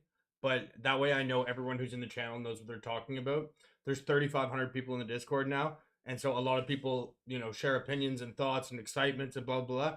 But 95% of those people, they don't really know what they're talking about. So it's kind of hard, and it's sort of, I don't want to say it's a waste of time, but, when there's a huge information dump like this, it's important to have people that are qualified to express opinions be doing so, right? So I want to get a bunch of people together, maybe 10 or 20, 30 people, whatever, that all know what they're talking about. Everyone can have like that kind of discussion, and then I'll distill the information to the general channels as well, maybe make a video about it and let you know the thoughts. Because there's no one person that knows everything in this game, and myself included. Like, I know a lot about a very specific area of the game, right? But like, I maybe have like 10% under my belt, and that's over 20,000 hours. So, and 10 years. But there's certain people that like they know delve like really well, right? Or they know tornado shot really well, whatever it is. I just want to get a bunch of these people in a channel together, and so I can present information and conclusions and ideas and blah blah blah. Because I want to go hard this league, and I want to be able to provide as best of an opinion on things I can and have that surrounding. And that's just, with 3,500 people talking in chat, you know what I mean? Like the amount of discussion, it's at a certain point it becomes superfluous. So, I need to go take a look at patch notes yet. I was just writing that update in Discord. Apparently, guys, they removed +1 arrow. This quiver just became worth 50 mirrors. The reason why this is going to be worth so much is that the new unique quiver gives 325% increased, or 225% increased mods, and then applies it to your weapon. And why that's fucking insane for this quiver specifically is because you can also I can just change the prefix to essence frenzy damage, cold per frenzy, right? I'll get rid of life and I'll make that flat cold damage. And this quiver, when used with that bow, will give +6 arrows, 167% increased damage, 117% crit multi, and then 1,800 cold damage. Plus, that'll get multiplied by the flat of the elemental. This quiver just became the best elemental bow in the game. Which is funny because I also have the other best elemental bow in the game. Yeah, there's some stuff I gotta review here. I can't do that while I'm streaming. It's like my brain doesn't work that way. So I'm gonna keep the stream on, of course. But just so you know, I'm actually not gonna apologize for this, because it's to your benefit. But yeah, I'm gonna be around my apartment, reading, smoking, whatever, and just going over this stuff independently, just so I don't get distracted by questions or anything like that. And I'll be back shortly to kind of distill that for you guys. But I gotta read. I gotta read these notes. So I'll see you soon times. But yeah, they were.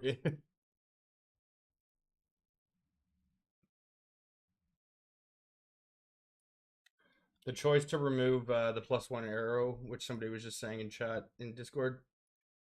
I just like inadvertently that would have buffed that will make these worth like astronomically more. It probably just doubled the value. Like that bow was currently worth about 50 mirrors. This quiver was worth about 15. We probably just gained about 50 mirrors to 60 mirrors simply by that one change. Which is, I don't really care about standard wealth, but again, when things go legacy, you can get some pretty crazy valuation changes. And +1 arrow is obviously a huge one. Okay. So with that being said, I got some work to do. Fucking really excited about this, guys. I was saying this. I've never showed my competitive element before. I was top 20 in the world in Hearthstone, #1 barbarian in D3. I was a top 10 world parsing warlock in WoW. Crafting I do generally because it's something that's pretty like I can do it while competing in chat. This league might be like the perfect confluence of all the things that I like of PoE. And if I get competitive about it, I might become a little bit more brash, but the content, the quality of content will certainly be good. But I'm like actually really excited. This is the first time like I've seen like a reveal, and I've been like fucking hyped to the point that I actually kind of want to take it to like this league. I read the patch notes for this league 4 minutes before the league started. I didn't even know the mechanic. I didn't do the mechanic until a month and a half in. This upcoming league, my first reaction is to go fucking hard. So, me going hard means, the interpersonal aspects of this will probably suffer somewhat, but I'm sure most of you aren't here because you love me as a person anyways. That being said, I am going to, as I said, go read over the patch notes, and I'll be back when I'm back. I'll let you guys know my thoughts when I'm done.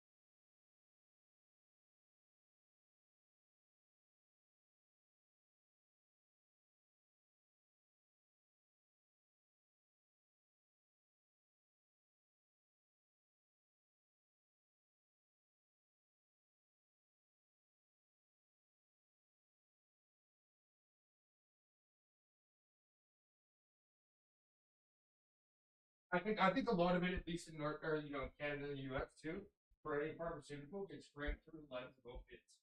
You know, right? And so people see, they watch 60 Minutes or whatever, and they watch something, or even benzos, right?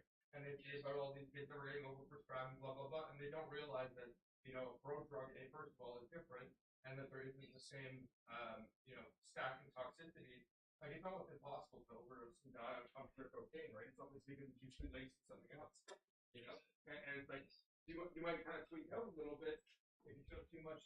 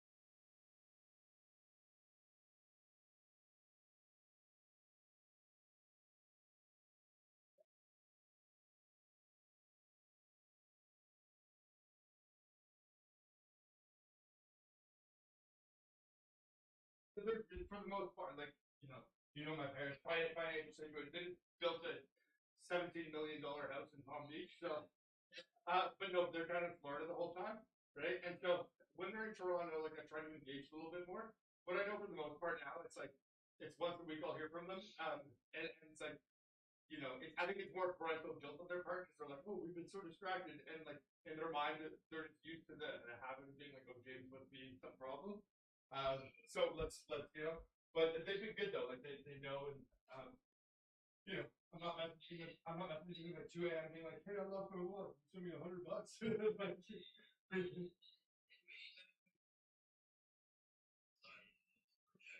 yeah, yeah,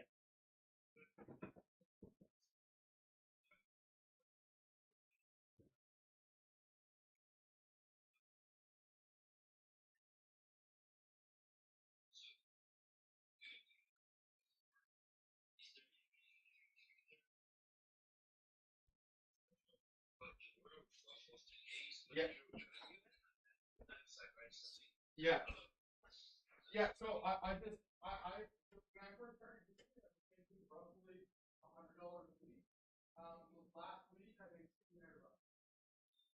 Um, yeah, yeah, and so the scalability of it is immense. Like the top end guys is $1 billion a year. But it's obviously the way algorithms work. It's like everything is sorted by popularity, right? So when you look on a channel, whether it's like YouTube or whatever, the highest view video is the first thing you're gonna see. So it tends to the gap between people who are just starting and people who are at the top. It's huge because anyone who's new, even to a really good content, right? People are naturally pulled towards what is at the top because the algorithm puts that way. So it's still quite a bit. I had 1,300 followers when I first broke to it. I now have 30,000, right? And so and that growth, like in the past 2 weeks, I've got 4 or 5,000 of that.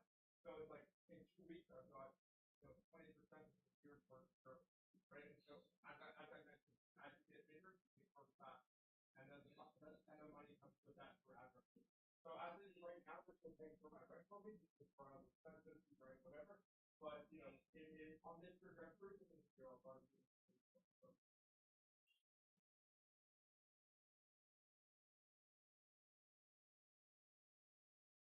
Yeah, and it's also something like I'm not reserving myself to, or slotting myself into a position where I need to take the medication because what I'm doing is so boring that like it's like I'm doing something that the passion was there first, and it just allows me to do it in a way where I can manage all those externalities. But what I think for myself and probably for a lot of your patients, like is the void is like that purpose or meaning in the pursuits, right? And that's never been lacking for this.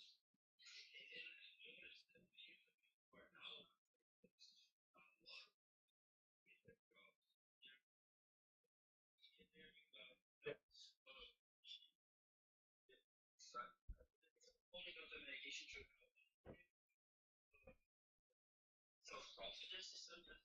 Yeah.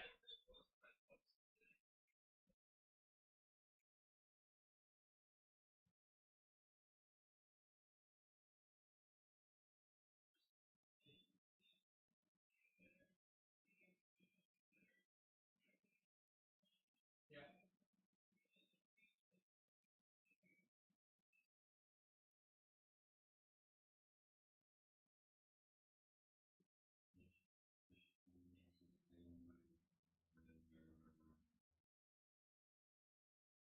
Yeah.